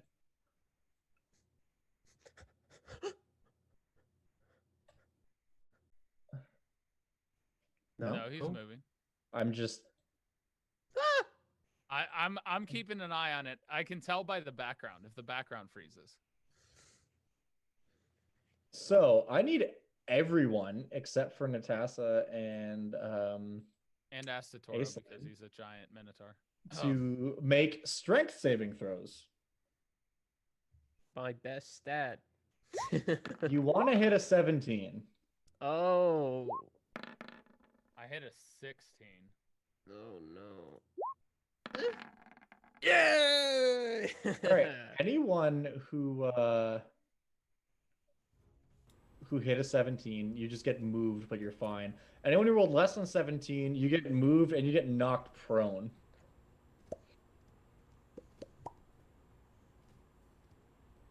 And now it's Vigo's turn. Oh boy, we stabbing. So what does that mean? That means Karis is prone. That means Did you roll for the NPC? Astotoro is prone, and sorry, I need to roll for the NPCs. That means Riga's fine, and good job, Riga. Yeah, what a baller. And wait, Natasa is just bleeding to death up there. She doesn't need to roll. It's the hoplite that needs to roll. Who's that nat 1? The hoplite's fine. That was Natasa, which I didn't actually need to roll because she was up there. So yeah, she fails her saving throw because she's over there and dying. But yeah, sorry, because so your 22 definitely hits. Okay. Nice. So I knocked it prone and it got up and started moving. Yeah, good job. Woo! We did it. We saved the world. Piercing damage as you just thrust through that opening and stab at its heart. Yeah. That's it for me. Cool. Aislinn is a Did little she bit roll strength? She was not in the path of the monster, so she didn't need to. Aislinn's a little bit upset about what's happening with Natasa over there. Does she have any healing spells? She does. Is that the ranged one? Yeah, it is. She's going to Healing Word as a bonus action. Nice. At Natasa. Nice. Get her back One up that to was down. 6. Her? Over here, Natasa was unconscious. Aislinn's fine. Has Natasha done anything? I don't remember her doing She's it. just been like spearing at it. She missed a lot. She did miss a lot. And then that's my champion. with her full action, she's going to bring frost at this thing, which misses. Now it's Natasa's turn. She's going to stand up and move her feet a couple feet over here and spear. Hey, she finally hit. And she hit for 11 damage. Nice. That's juicy. Not 77. 11. I wish 77. Imagine. She just does a casual 70 damage. Okay. So who is still prone amongst you guys? Astotoro, He didn't roll right? He did, but he's passed. Okay, so it's just Doxy and Astotoro. yeah. Okay. It's going to use another legendary action, or mythic action rather, And it is going to try to bite you, Asatoro, with advantage, as two of the heads come towards you. Oh no! Run into each other. And they do both hit. You are still okay. in He'll take like, I don't know, 7 damage. Okay, so the first one is 19, which is going to be halved to 9 again. Yeah. All right. So that's 9 from the first one. The second one is 17, which is going to be halved to 8. So 17 total. 17 total. And then the third bite attack. Oh, the hoplite's still prone. Yeah. We'll go at him. And Oh wow, not going after Keranos this time. That's good. And yeah, he's dead. Oh wait, no. He has 17 HP, not as much as I thought. Okay, he's still alive with 1 hit point. Yes. Okay, Keranos, it's your turn. Buff me. The only buff I have is bless, bud. You're gonna have to. Well, Don't bless me. the only I'll get thing really that I mad if you have bless me. components for, anyway. So Asatoro, you're focus? standing. I'm standing. The only prone creature is Asatoro is not standing. Asatoro is prone, and oh wait, you're saying that because you're casting the Yeah, spell. she's casting Sudden Awakening, so I can. Gotcha. When with his mythic actions, is that also proc Sentinel reaction? It does, yeah. If you want to take a Might as reaction well. attack. Yeah. And the hoplite can Oh! Oh shit, son! That's a crit. All I right. was trying to get that crit so I could double up my lightning. Come on!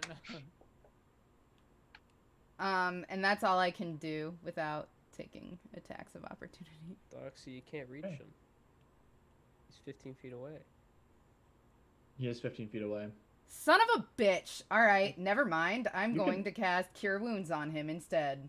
You can move closer to him if you want. Good, yeah, you could do Like Yeah, you if you do it without leaving range, you won't get hit. Yeah. Correct. His range is 15 How- around him. Okay. No, So as long as you don't go this far away, you're fine. okay. There's somebody here. There's somebody You here. can go Right, There's but a you can- cliff you can- here. You can move through friendly squares. I was gonna say, you can't go here. You technically, go here? my guy should be like here because the cliff it somehow threw me behind it, but you know. That's true. I was just realism. moving, I would have been pushed back. but you'd like be here. pushed back over here because you were in front of it. So it'd be like, yeah. You'd I be got back. pushed backwards and. Oh, okay. Yeah, just take the 1 step and then do it. Like, I might as well not fucking do it at that point, but okay. We'll just It's do only that. 5 feet. It's fine. Okay. Is that your turn? Yep. Great. This Acro Hoplite who's hanging on with his 1 hit point is going to attack and hit. He's the one who gets the final hit. Just That wait. would be hilarious. He has to join our champion journey. We're a bunch of champions. We saw what you did. Want to join? He gets a hit for 5 damage. It's Aspa's turn, Thank God the monster's still alive. but she doesn't have advantage on this one. It's far enough away, but she doesn't have disadvantage either. Shoot him. Uh-oh.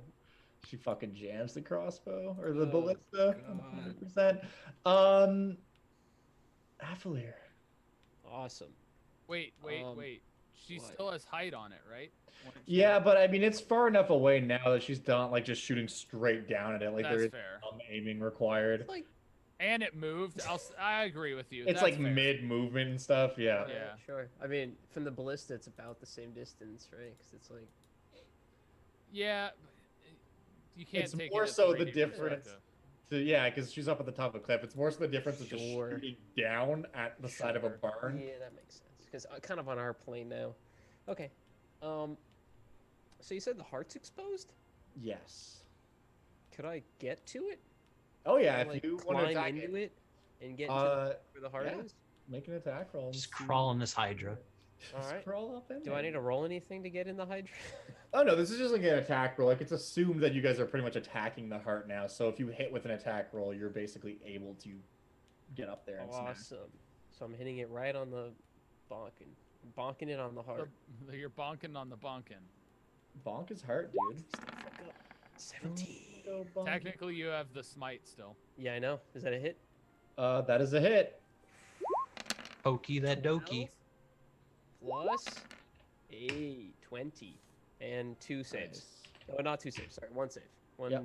save. All right. Needs to this again, and we'll just do it openly. It has to be a flat 12. And he has advantage, so we'll roll the first one, see if he makes it. He doesn't. Another 8. Another 8. Baby, come on, baby. Come on, baby.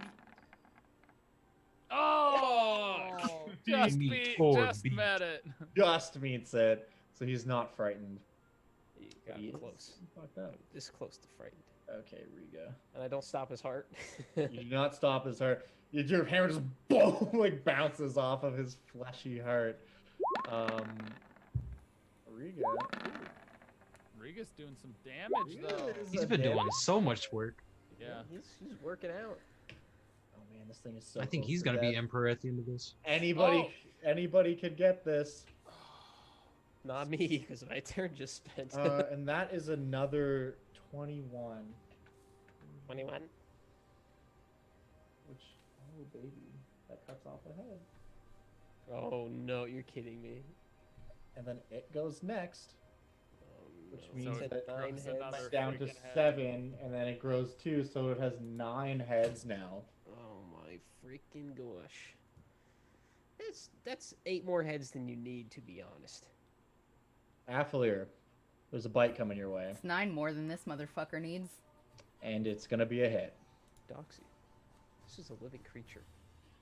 You should respect it. You take 13 damage, Affilier. I tried respecting it. You forced my hand.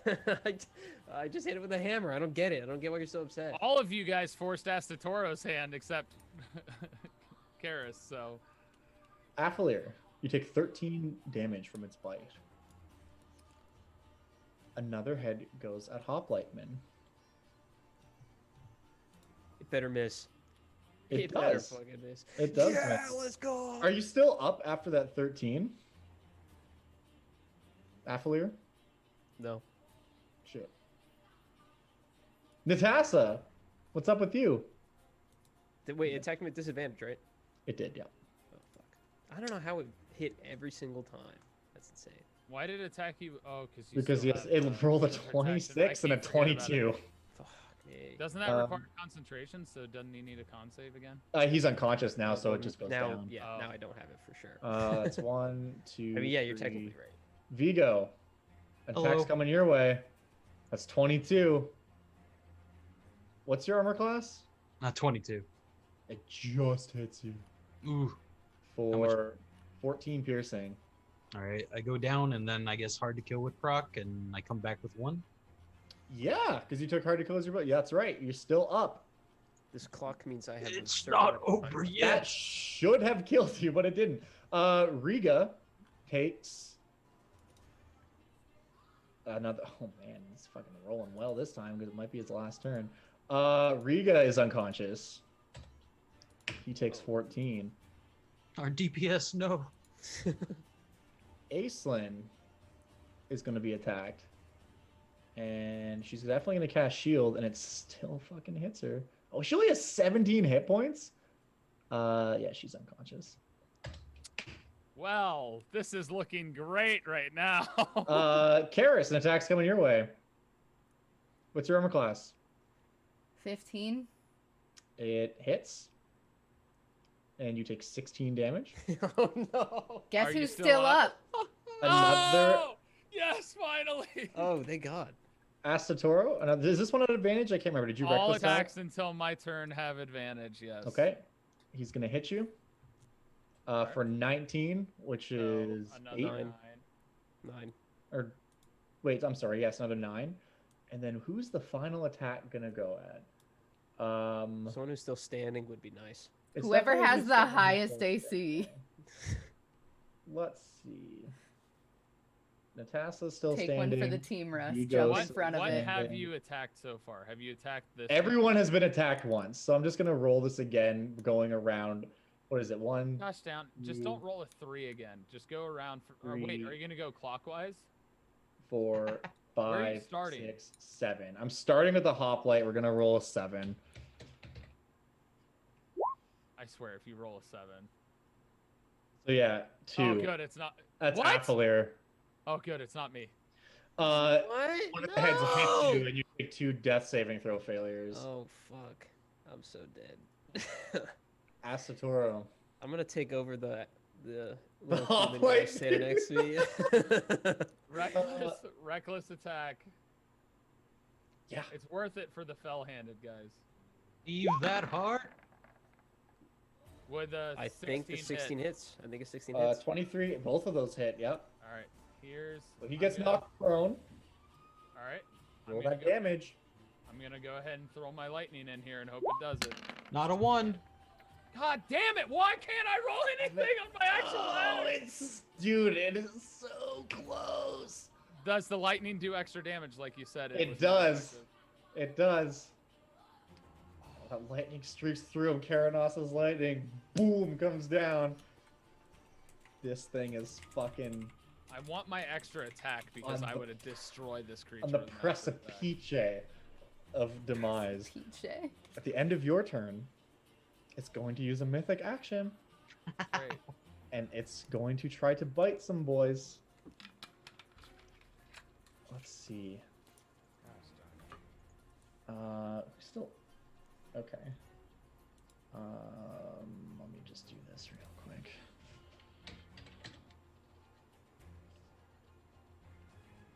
Oops.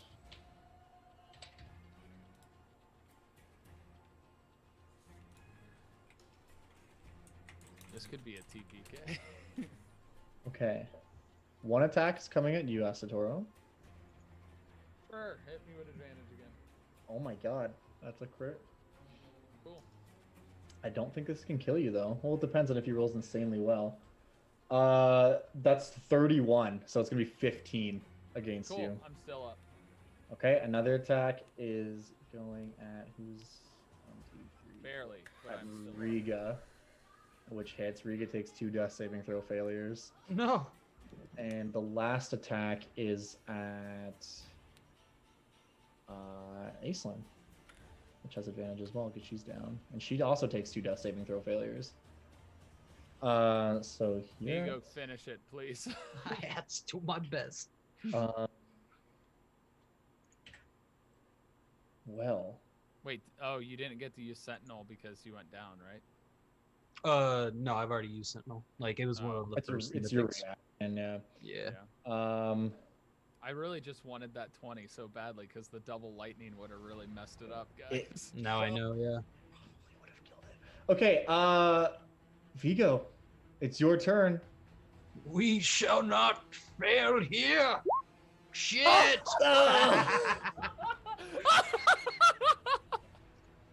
Retreat! Use your weekly inspiration. Oh fuck. That is a miss. Well- Aislinn, Alrighty then. what's Aislinn up to? What's the story? Wait, Aislinn? I knocked it prone. It got back up to It attack got us. back up on its turn. Dang It it. stood up. Ah, Aislinn's gonna make a death save.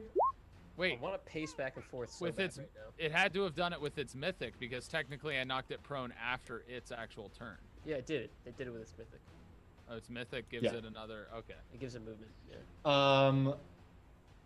Aislinn wow. makes her save and doesn't die. What's the lady? Oh, whoops, spear lady. Natassa. Was she down or is she good? No, she's got 6 hit points. She's still good. Shit, any healing magic. Help me! Who Just said have that? her throw her spear. Just throw your spear. Help the Aislinn. lion! Throw Who said that? your It's crazy. spear. Oh my god. Oh my god, she misses. She misses. Other truckers. Karis. Do it, Karis. Hey, Doxy, my turn's in 3 turns, and I have 2 death saving throws already. So if you want to throw me a bone here, that'd be awesome. If you have anything. else Or you if you use. could just freaking kill the thing, that'd be great too. But I still have to roll a death saving throw. If you do that. Lock it viciously. Who are you attacking it? Yeah. Okay, roll damage. That is a kill. I want to use my bonus action to cure wounds on Messi. Yep. Am I too far? Oh, you Is have that to a run touch? over. You have to run over there. It's a touch. But you point. can definitely get over there. Yeah, I can do it. You can just run over the corpse of the thing. I'm and just gonna run fucking over slide. to somebody else who's down and Oh. attempt to stabilize. So, just because there's so much crazy death saving throw shit going on, we're still in initiative here. On your turn, you shoot and your arrow just pierces through its heart, causing that last little bit of damage. And it just kind of like, you see a bunch of this caustic blood leak out of it, and all its heads kind of lurch back, and then just one at a time, like boom, boom, boom, boom, boom, they all just hit the ground. And it is dead. And then you're going to run over and heal Affiliator. Yeah. Okay, Affiliator, you have 5 hit points, and you are. I imagine she looked around to see who was still standing to do this. It's the Hoplite's turn. Did we win? Hoplite, are you gonna stabilize somebody, dude? He's gonna try. Oh, he can't. He can run over to Aisling, but that's 35 feet of movement. So I guess he'll put himself here, but he can't act. Aspa, she can like kind of scale down here and get to here. Wait, can't she teleport? She seemingly teleported before. She cannot. No, unfortunately, she cannot literally become invisible. Affiliator, you're prone, but you're up. Fuck. Fuck. So it's 15 feet to stand up. Yeah, I know. Oh, that's rough. I mean, Can I I don't really have a throw choice. him? It's not your turn. I'm just kidding. That's so ridiculous. I have a -1 to strength. I weigh like 600 pounds, like an elephant or something. I don't know. I haven't looked into it. All right. Half my movement to stand. Yep. Half my movement to crawl over the corpse of this creature. Yep. Okay. Look, Doc, see, I'm in its guts. Riga. Let's make a Live, death Riga. saving throw. Live. I laid my hands upon your haunch If once. he fails this, Riga's. I It's think over. Riga just If died. he fails this, that's one less competitor. Yeah, Oh, Riga shit. just died. I was kidding. I was letting kidding. out a deep sigh, Riga's soul exits this plane of existence. That's bad. That The was what I Hydra agreed, yes. continues to be dead. Astatoro, it is your turn. Oh, Astatoro actually doesn't. Well, you know what? It's the water person, right? Aislin's the only one who's still down, yep. He would actually go over and heal that one. Yeah. Do you have the means to heal her? I only have a medical check. Okay, so you can make a medicine check. You want to hit a 15, and if you do, then she's stable. Sorry, y'all. Revivify is a level 4. Got Yeah. And yeah, so you go over and basically just like manage to get the blood out of her lungs and stuff, and bandage her up enough that she stops. And then we're out of turn order now, right? And we are now out of turn order. Alright, great. So I'll crawl the rest of the way over the corpse and actually use lay on hands to heal her for 10. Cool. Astatoro actually, after he stabilizes and that happens, he's gonna walk over to the creature and be like, "I feel this didn't have to die." Agreed. Nor did Riga. Nor did any of these soldiers. Are you saying that's my fault? No.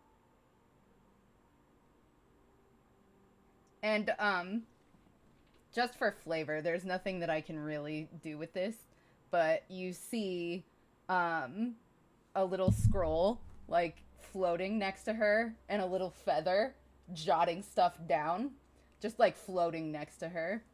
And she's basically, taking notes, is what it is. She's Yeah. scoring us. Vigo's going to kneel down next to Riga and put a hand on his, deceased shoulder, and say silently a prayer that, sadly, this was your fate. And then he's going to take out a gold coin and place it into his palm and then close his hand. Mhm. So he's really gone then? Vigo's going to be silent. He was a strong warrior, though. He would have made a fine emperor. I agree.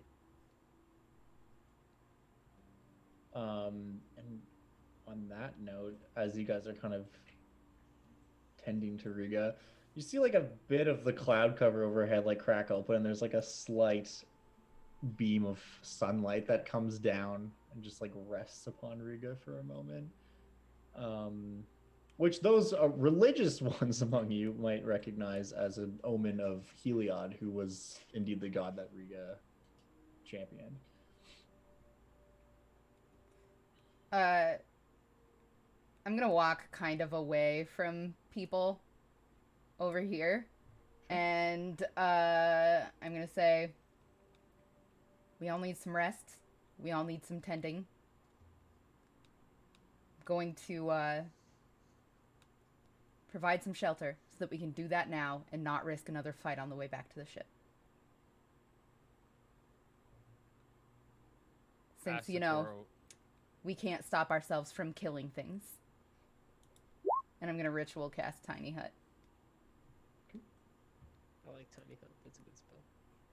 And Astatoro will stand up, not talking to anyone, kind of disgusted, but would help in putting all of the dead to rest and giving their last rites.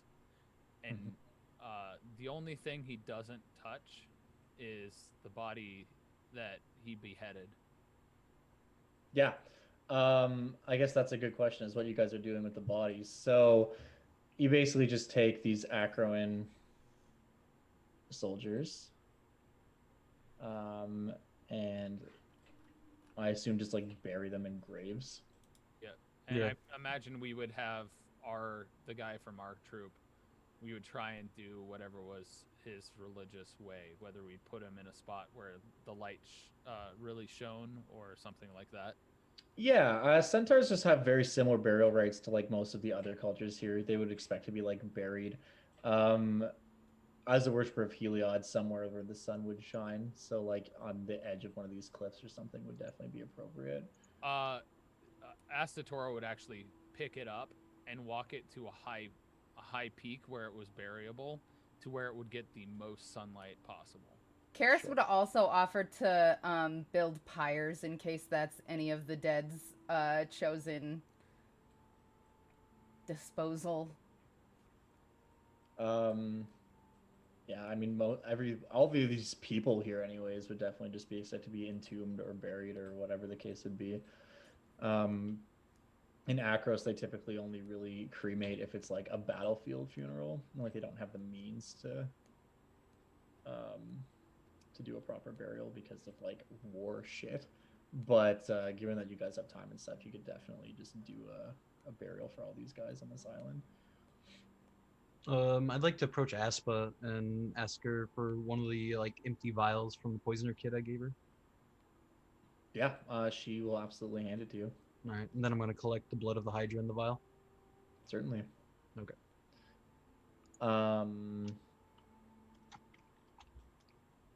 And as you're doing this, the second part of that promise that was made by Pharika about whoever avenged the slaughter of the priestesses comes to pass. And you gain some information that you just like, as you're collecting some of this blood, you're just like, oh, I just know this. As she promised to allow that information to enter the world through that person. You learn a couple things. One thing you learn is likely what they were after is a concoction to make a poison which prevents regeneration. Which would stifle a Hydra's ability to regenerate and grow more heads, but it also will stifle the ability of like a troll's regeneration, for example, or anything that like causes regeneration in like a natural sense. Gotcha. And in order to make a poison like that, you need Threshweed and Crimson Lady, which are some of those plants that you saw there, as well as blood from something that is mortal that does not have regeneration. And that mixed together can make a poison that can stifle regeneration. That would have been helpful before this fight. Right? Don't worry, you guys will fight more stuff with regeneration. Great. And you also just kind of understand that this isn't something that you so much learn, but as you're doing this with Aspa, and she's like, "Oh, why are you taking? What do you need the vial for?" and that stuff. Aspa would be telling you straight up that Hydra's blood is quite valuable and can be used for making potions of healing as well as potions of enlarge. Okay. Because it has that growth property to it that can be used in that way. So basically, that can be manufactured in such a way that it can be used to regain hit points, or you can have it manufactured in such a way that instead of healing you, it just expands the mass that's already there. So basically from this, and because Aspa has like a brewer's kit and that poisoner's kit as well, she can make up to 4 potions, and you can, with this blood, choose whether you want 4 healing potions, 4 potions of enlarge, or a combination of the 2. I'll take 2 and 2. Cool. So she makes for the party 2 healing potions and 2 potions of enlarge. Arch the Minotaur, dude. Which will happen, like, this actual crafting of these potions will happen during, like, the long rest and stuff that's going to take place. But eventually, you can just add it to your sheet now. She will get that to you. Also, for felling this Hydra, everybody levels up. Nice. Also, for felling this Hydra, everybody gains a piety point. Yes, piety. Except for you. Did we go back? This to is full only my health on level second up? piety point. Oh, it's my third. Never mind. You don't go back to full health yet, but this is just stuff. Oh, we gained the difference that we get, right? Yeah. Okay. But yeah, I mean, this corpse is just kind of massive and very hard to do anything with. So I don't know if you guys are planning on doing anything with this Hydra's corpse. Actually, Karis would stand up and say, "Well, I imagine you all in the running for being emperor ought to get this corpse back to Thassa, along with some other offerings, since you took it from her." You can roll a religion check.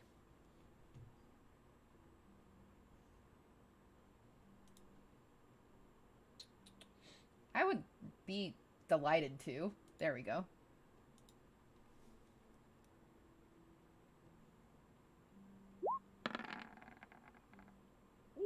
Oh, that's very good. I can give you a lot of information here. Thassa hates Hydras. She's pumped that this thing is dead. That's probably why she was pushing you here, because she wanted you to kill it. Because Hydras are like an anomaly, and they hunt other sea creatures, and they are monstrosities and like not really part of her domain. So whenever they come, because they're amphibious, like they can live in the ocean or on land, and whenever they come into the ocean, she's like, "Get the fuck out of here." This one was a Nyx Hydra, which means that it was from the celestial plane of the Nyx. That is literally why she was pushing you here so quickly, because she wanted you to arrive at the same time as this thing, so that hopefully it would be killed. Okay, she wouldn't have said that. That's why I was like, roll religion. I mean, I don't know. I can tell you the opinion of any gods, but there's going to be an array of opinions from different gods about what took place here, ranging from "thank you, this is sick," to "I don't really care that this happened," to "I'm upset that this happened." Who's upset that it happened? Nylea, probably. I side she with doesn't Nylea. really like hunting for sport. Fun fact, I mean, if you want to side with Nylea, that's fine. Be aware that your goddess and Nylea are at direct odds. Mm-hmm. Afara hates Nylea, and Nylea hates Afara. So if you tell them that they should be respecting Nylea, you will lose a piety point. God, Because I should be jazzed that this thing is dead, but like she's just not. Because that's like going into a Christian church as a pastor and saying, "Hail Satan, y'all." Yeah, for sure. Is effectively what that's akin to.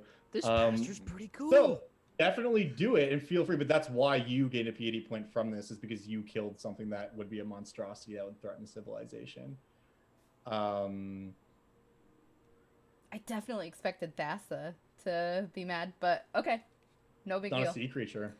I imagine Keranos is kind of indifferent. Keranos pretty indifferent about this whole situation. Like, he's like proud of you for fighting something so mighty and like surviving, which was why you gained a PAD point. And but that I tried anything but just exactly, like you didn't just resort to violence. But also, like, he's not upset that it's dead. It's kind of whatever.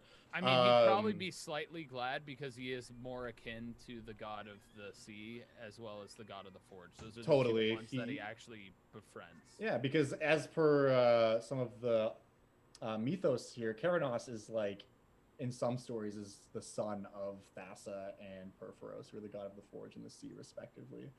So he's probably indifferent, leaning towards being happy about it. Clothis is stoked about this because this is a celestial creature that should not have ever been on the material plane. And the fact that it died is just testament to you that Clothis willed this. Afflear is present. Yeah, so I mean, you can make your own. And again, this isn't to inform how your characters should feel about this. This is just like what the different deities would probably think about this, knowing what you know and what that 19 religion, Karis, you specifically would know all of this. Okay, Karis, instead of saying what she did say, she would say, "All right, all of you in the running for Emperor, I imagine you'd like to offer this to Thassa." No. Ostatora would he would just simply say, if that is what she would like. This body will feed many sea creatures. Doesn't it have poison blood? It had acidic blood, but now that it's dead, actually, as you're collecting this up, the blood does not seem to be acidic anymore. I would also say that the ocean is generally rather basic, so it would cancel itself out. And on top of that, things that are you're a minotaur. Things that are poisonous to us aren't necessarily poisonous to stuff down below. Hey, dolphins, check out this acid. Let's push it in. Dolphins are hell yeah, dog. Hell yeah. Whoa, all the dolphins started floating. Astatora wouldn't do anything to necessarily take it apart or anything like that. He would look to the what's her name? I always forget the dang names. Aislinn? The Triton lady? The Triton, to be like, see if you can wash it away with the tide. Yeah, and she absolutely can, like, manipulating shape water as the tide, because this is the thing, this all happened like late evening, but as the tide kind of starts rolling in, like, she can like kind of manipulate that to just slowly like drag it out to sea. And eventually what does end up happening here is, as this creature is washed out to harvest sea, some teeth, by the way. Yeah, you can do that like before this happens for sure. Roll a survival check just to get some teeth. Harvest them things. That's not amazing, but you can definitely get like a handful of teeth for sure. You see this. What if I had bardic inspirationed him beforehand, and he got an extra D6? This isn't happening in like real time, so if you wanted to bardic inspiration, you can do that, add a D6. Okay, yeah. So you managed to get like a couple like big teeth from the front that are like still in good condition. We'll say you get like 4 teeth altogether that are and good bless. quality. Let's do bless. You would have blessed me too, right? Sure. Great. 14 now. That's 14. So that's. Look at my fucking thing. 14. Yeah. Okay. So you get 7 Hydra teeth that are still usable, as a lot of them have been kind of smashed and stuff in this fight. But you get 7 altogether. As this thing drifts out to sea, once it gets out to like, I don't know, 400, 500 feet out, and you can just kind of see it start to disappear, you just see this fucking huge tentacle come up out of the ocean and like, and just grab it and pull the body under the water. Perhaps we should give it the whale as well. They cut the whale loose from the ship, and actually now that you look over there, that ship is gone. Those dudes are gone.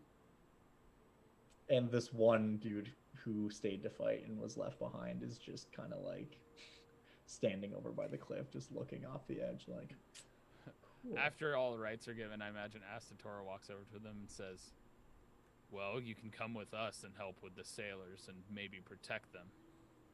I'm not paying you anything, though. He looks at you and says, Well, I suppose living to see another day is payment enough. It It's not is like I have much passage of a out of choice. here. Where are you guys headed anyway? To the edge of the world. Yo, mamas. I'm sorry, did you say the edge of the world? No, I said yo, mamas. Yeah. Just carry your weight on the boat and he'll walk away. He's just like, worst day ever. Worst day ever. But yeah, he will go back to the ship. That dude had 1 hit point, by the way. Yep. He goes did back. better than me. I would just like for the camaraderie of it, sing and play Song of Rest, and everybody automatically feels a little bit better. Yeah, so like while you guys take your first hour and stuff, for sure. What I'm gonna do here? Are you guys like exploring these buildings and stuff? That's what Asatoro was gonna do after the fact, was going and investigating and see. Yeah, so I mean, In case of pests, I feel it best we rest. Oh, Asatoro's in there. Ah. As you guys gotta look around, I'll just kind of explain to you what's in each of these areas, and feel free to move your tokens around if you want to like see it for yourself. But this is kind of what's in there. So I guess actually before we do that though, first thing, the last body. What are you doing with Herinod's body, if anything? He left it for Spit on it. I think we ought to give it a coin and push it into the sea. Asatoro would say feed it to the snakes. I like that idea. And there are some little snakes in this island. The reason he says that is that's the creature, like he did bad to that god should consume it.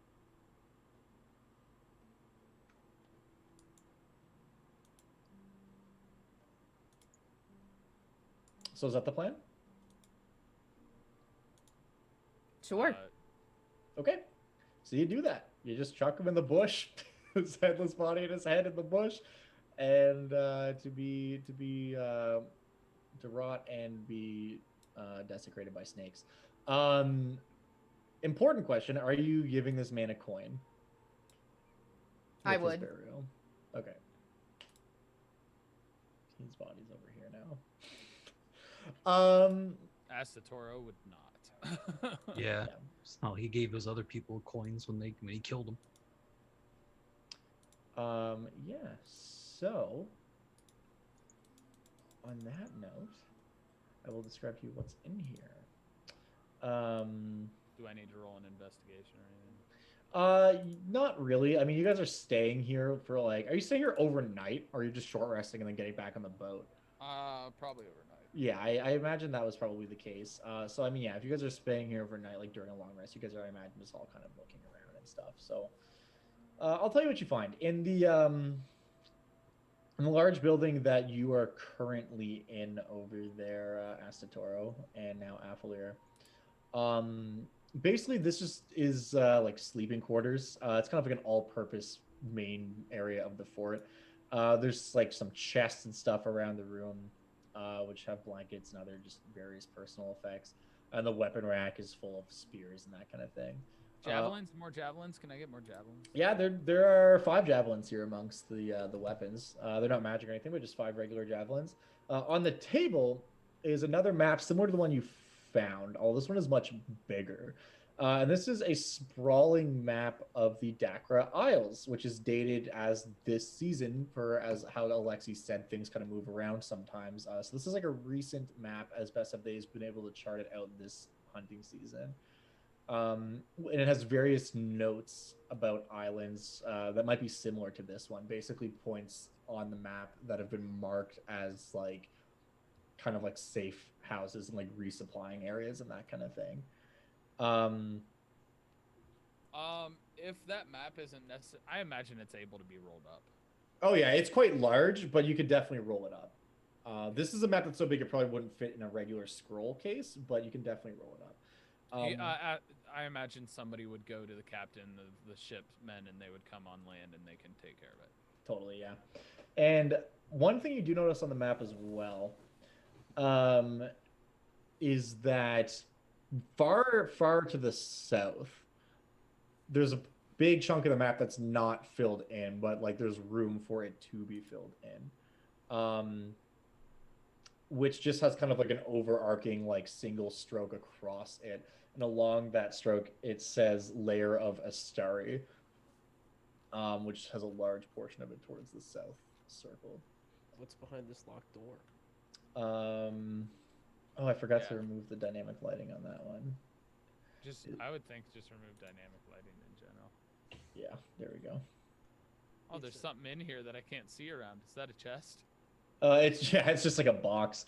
In that room, that's a staircase that leads up to the top because this kind of has like a tower, and at the top of there, it's basically just a viewing tower. There's nothing really of note in terms of valuables, Are those but cannons? yeah, this map had cannons on it. Don't worry about it. They're ballistas. And a floating They're ballista. not there. Yeah, that's fine. Oh, is the ballista still on the This is map? just a storeroom. That was attached to the. That's my bad. That was attached to their ship. So Asatoro will actually separate from the group and sleep at the top of that tower. Cool. Yeah, that's a. While great he's place to- sleeping, are there barrels and boxes of food in here? Because I see this table and it looks like there's food on the table. You know what? I'm just gonna straight up remove dynamic lighting since you guys are all reasonably gonna be able to explore this at your leisure. I imagine he called that bird back as well.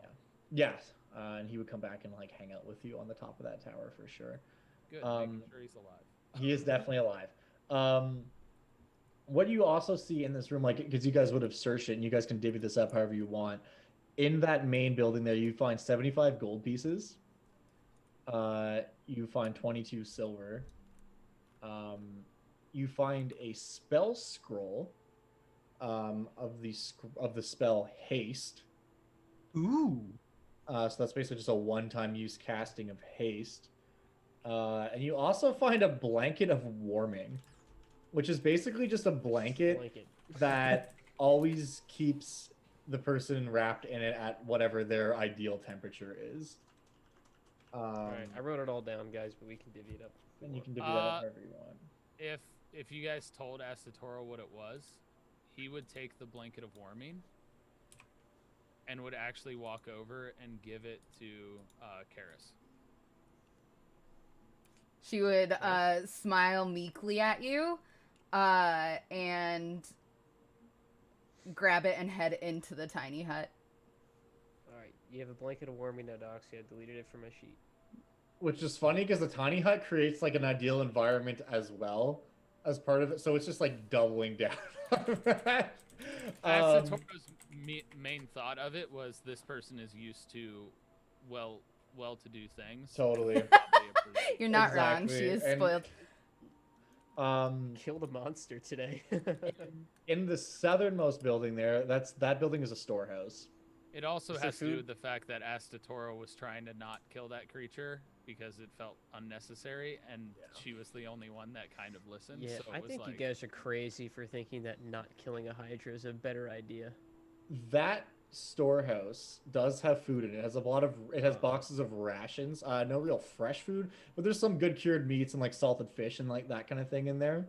Yeah. Cool. What's on the ship? I'll spend the rest of the day carrying in boxes with soldiers or the sailors to fill. There's also several casks of wine in there, as well as some wine which is still in the process of fermenting.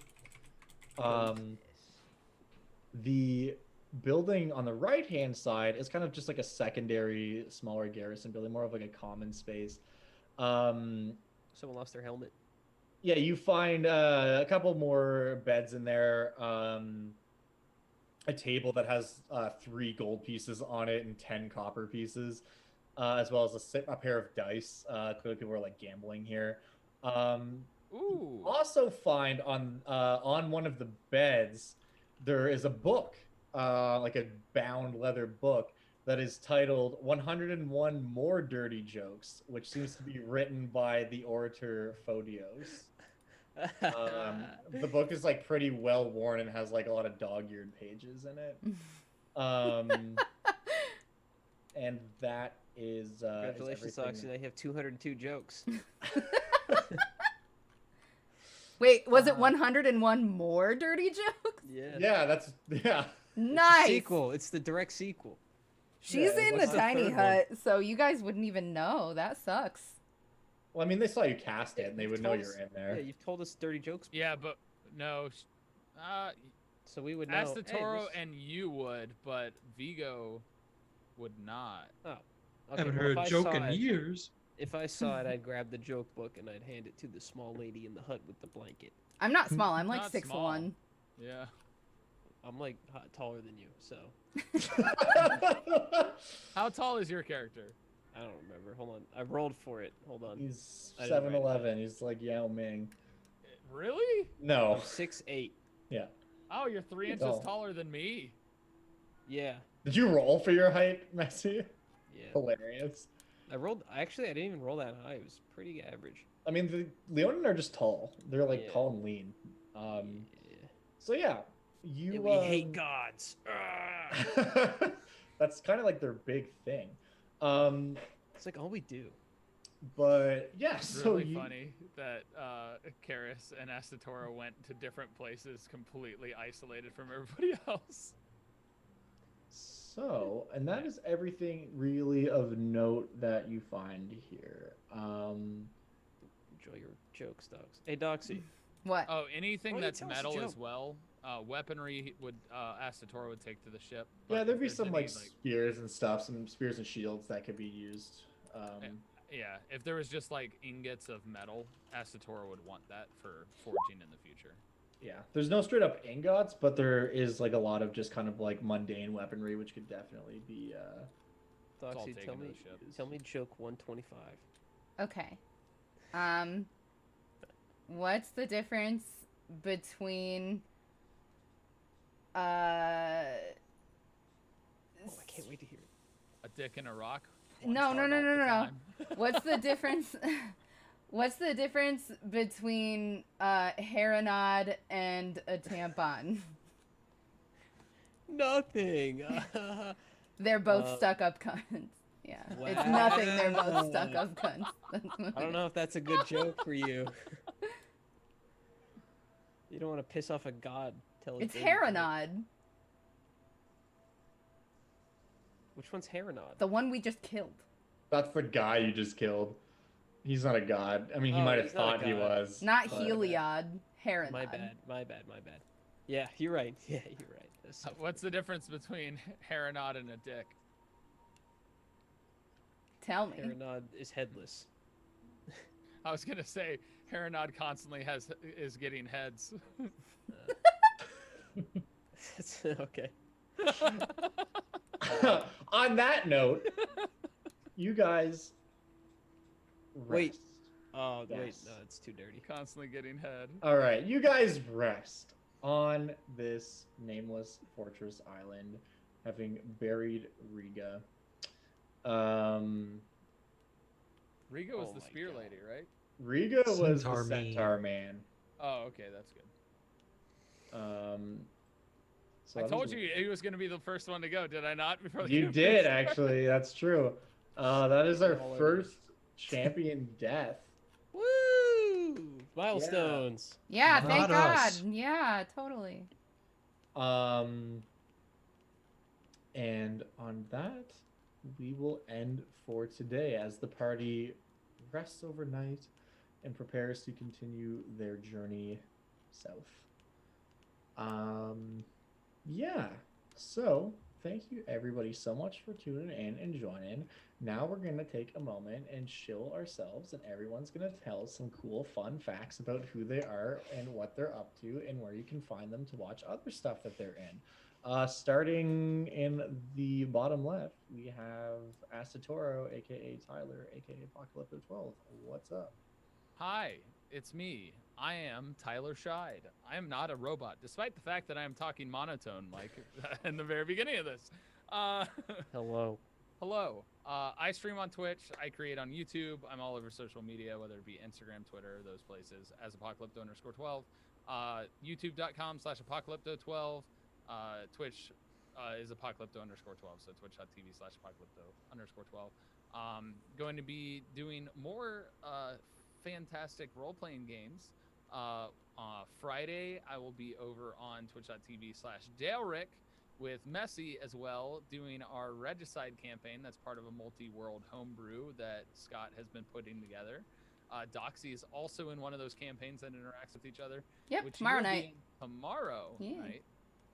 So go there tomorrow and maybe Friday, but you'd be directly competing with Doxy. So flip a Yeah. coin, Flip a coin. Flip and a then go to Doxy's. Just and then watch Sunday both. mornings, I'm over on Roll for It for Two tabs. Warhammer campaign. Each year. I also have merch. If you want to check out merch, tylerscheid.com, tylerscheid.com. Why do I always struggle spelling Tyler right away? That's your name. I don't know why it's hard for me to spell. It's literally right in front of me, and I always go, wait, where am I in my name? Because I always say it so fast. So you can check that out. It's #SmileAlways. You can probably Google that and find a lot of my stuff as well, because that's the positive kind of branding that I put out. So been hitting milestones and doing great things. Make sure you check out the rest of the cast. They're awesome people. Sweet. Messy. Affiliate. Oh, what's up? Okay, so I actually I want to improve Doxy's joke, but it's very dirty. Do it. I like it. His name's Herinod, right? Yeah. Okay, what's the difference between my dick and Herinod? What? My dick head is uncut. There it is. Anyway, yeah, Delric's channel Now I know on Friday. 203. Well, 201 plus a bonus. Just like writes in the margins of the book. The last one's a fill in the blank, so there you go. Yeah. What's the difference? Hold on. What's the difference between Karis and my dick? Oh God, what? My dick is still in the bush. It never came out. Wait. What's the difference between Karis and my dick? My dick never goes down. Wow. I feel like this is all in character. You're just roasting this dude at his funeral, which is basically just throwing his head and his headless corpse into a bush while Playing snakes are soccer on with him. it. You're just roasting him.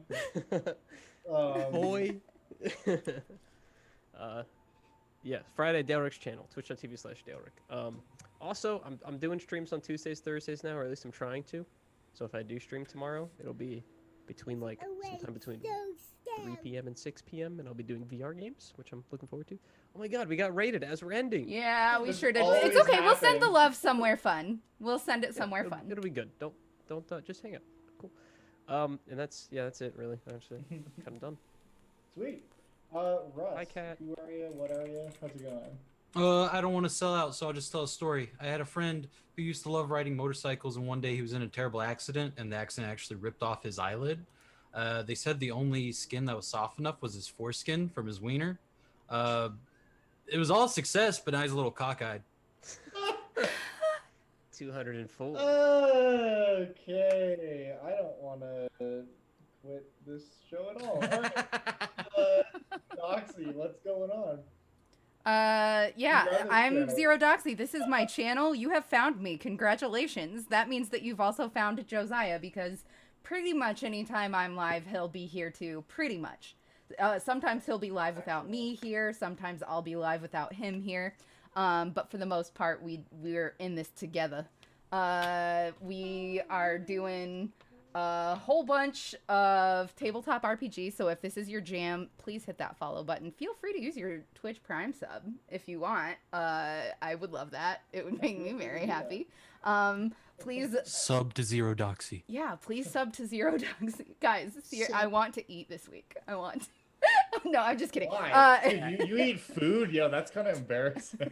Gross. Yeah, didn't you take that at birth? That you know that whole trait where you don't have to eat or sleep. You No, know? I took the fucking ability score increase to my charisma. Dude, you never take an ASI at level 1. That's It's so embarrassing. stupid. Anyway, you can follow me at Twitter at ZERODOXY because I'm terrible at branding. I also, there's links to my YouTube down below. This whole channel is getting kind of revamped in the moment. We'll have different plaques and stuff. Dark Lamb, thank you so much for the follow. I appreciate you.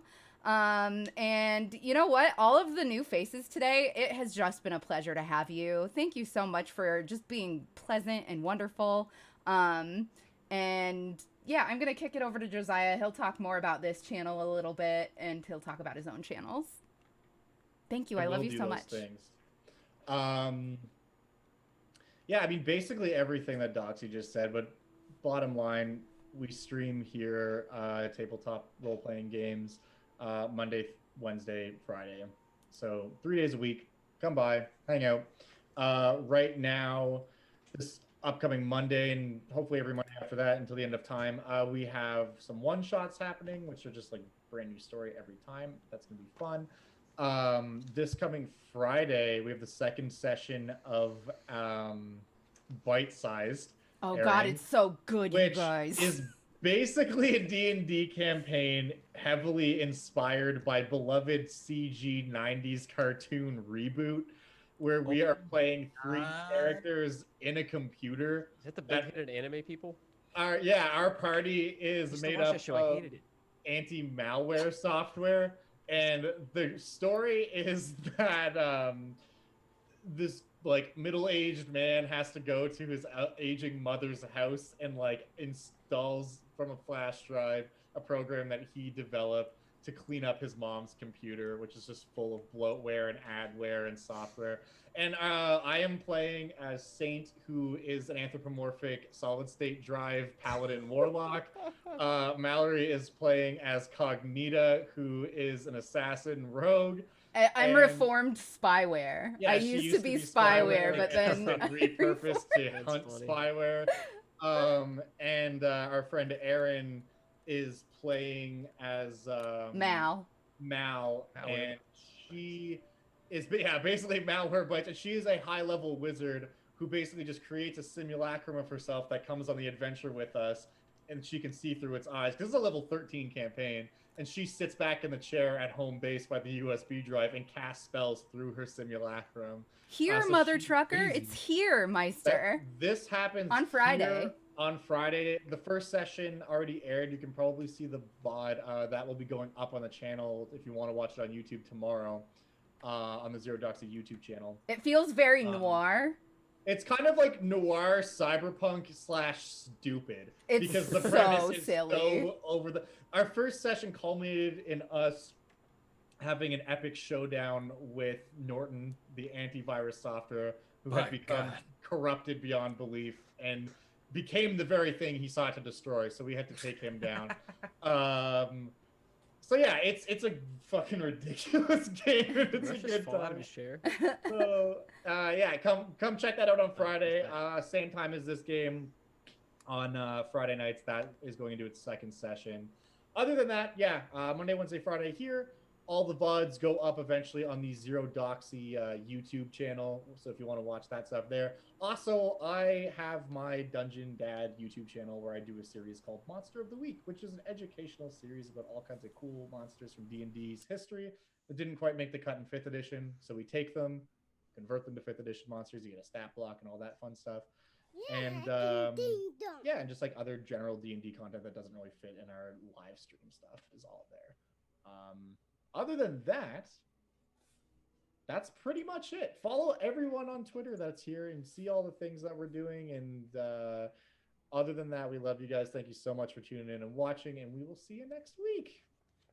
Woo! Also, immediately running a rerun of this episode.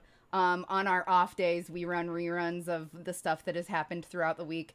I'll go ahead and add the bite-sized on the end of the one tonight so that anybody that's sticking around that wants to see that can see that. All right, love you guys so much. We're going to raid Lost Initiative. Send them mini fart slides. Oh, true. Goodbye. All right, I love you all. See you later. All right, we muted now because I want to talk about next week's script. There's a few things on here I think we need to address. This part where Vigo says to the captain, "Look at me, I'm the captain now." I feel like we've seen that before. Look at me, I'm the captain now. I wrote that before, Captain Phillips. Goddamn. Why is it Vigo? I feel like Astatoro should be the captain. The Minotaurs had the ship that fixed this ship. Come on. Yeah, see, this is exactly a change I want to talk about. I don't think Vigo's the one who'd be saying this line. I think if anyone, obviously... Humans are just more relatable. What do you... No, well, maybe to... Is that it? Listen, you are offending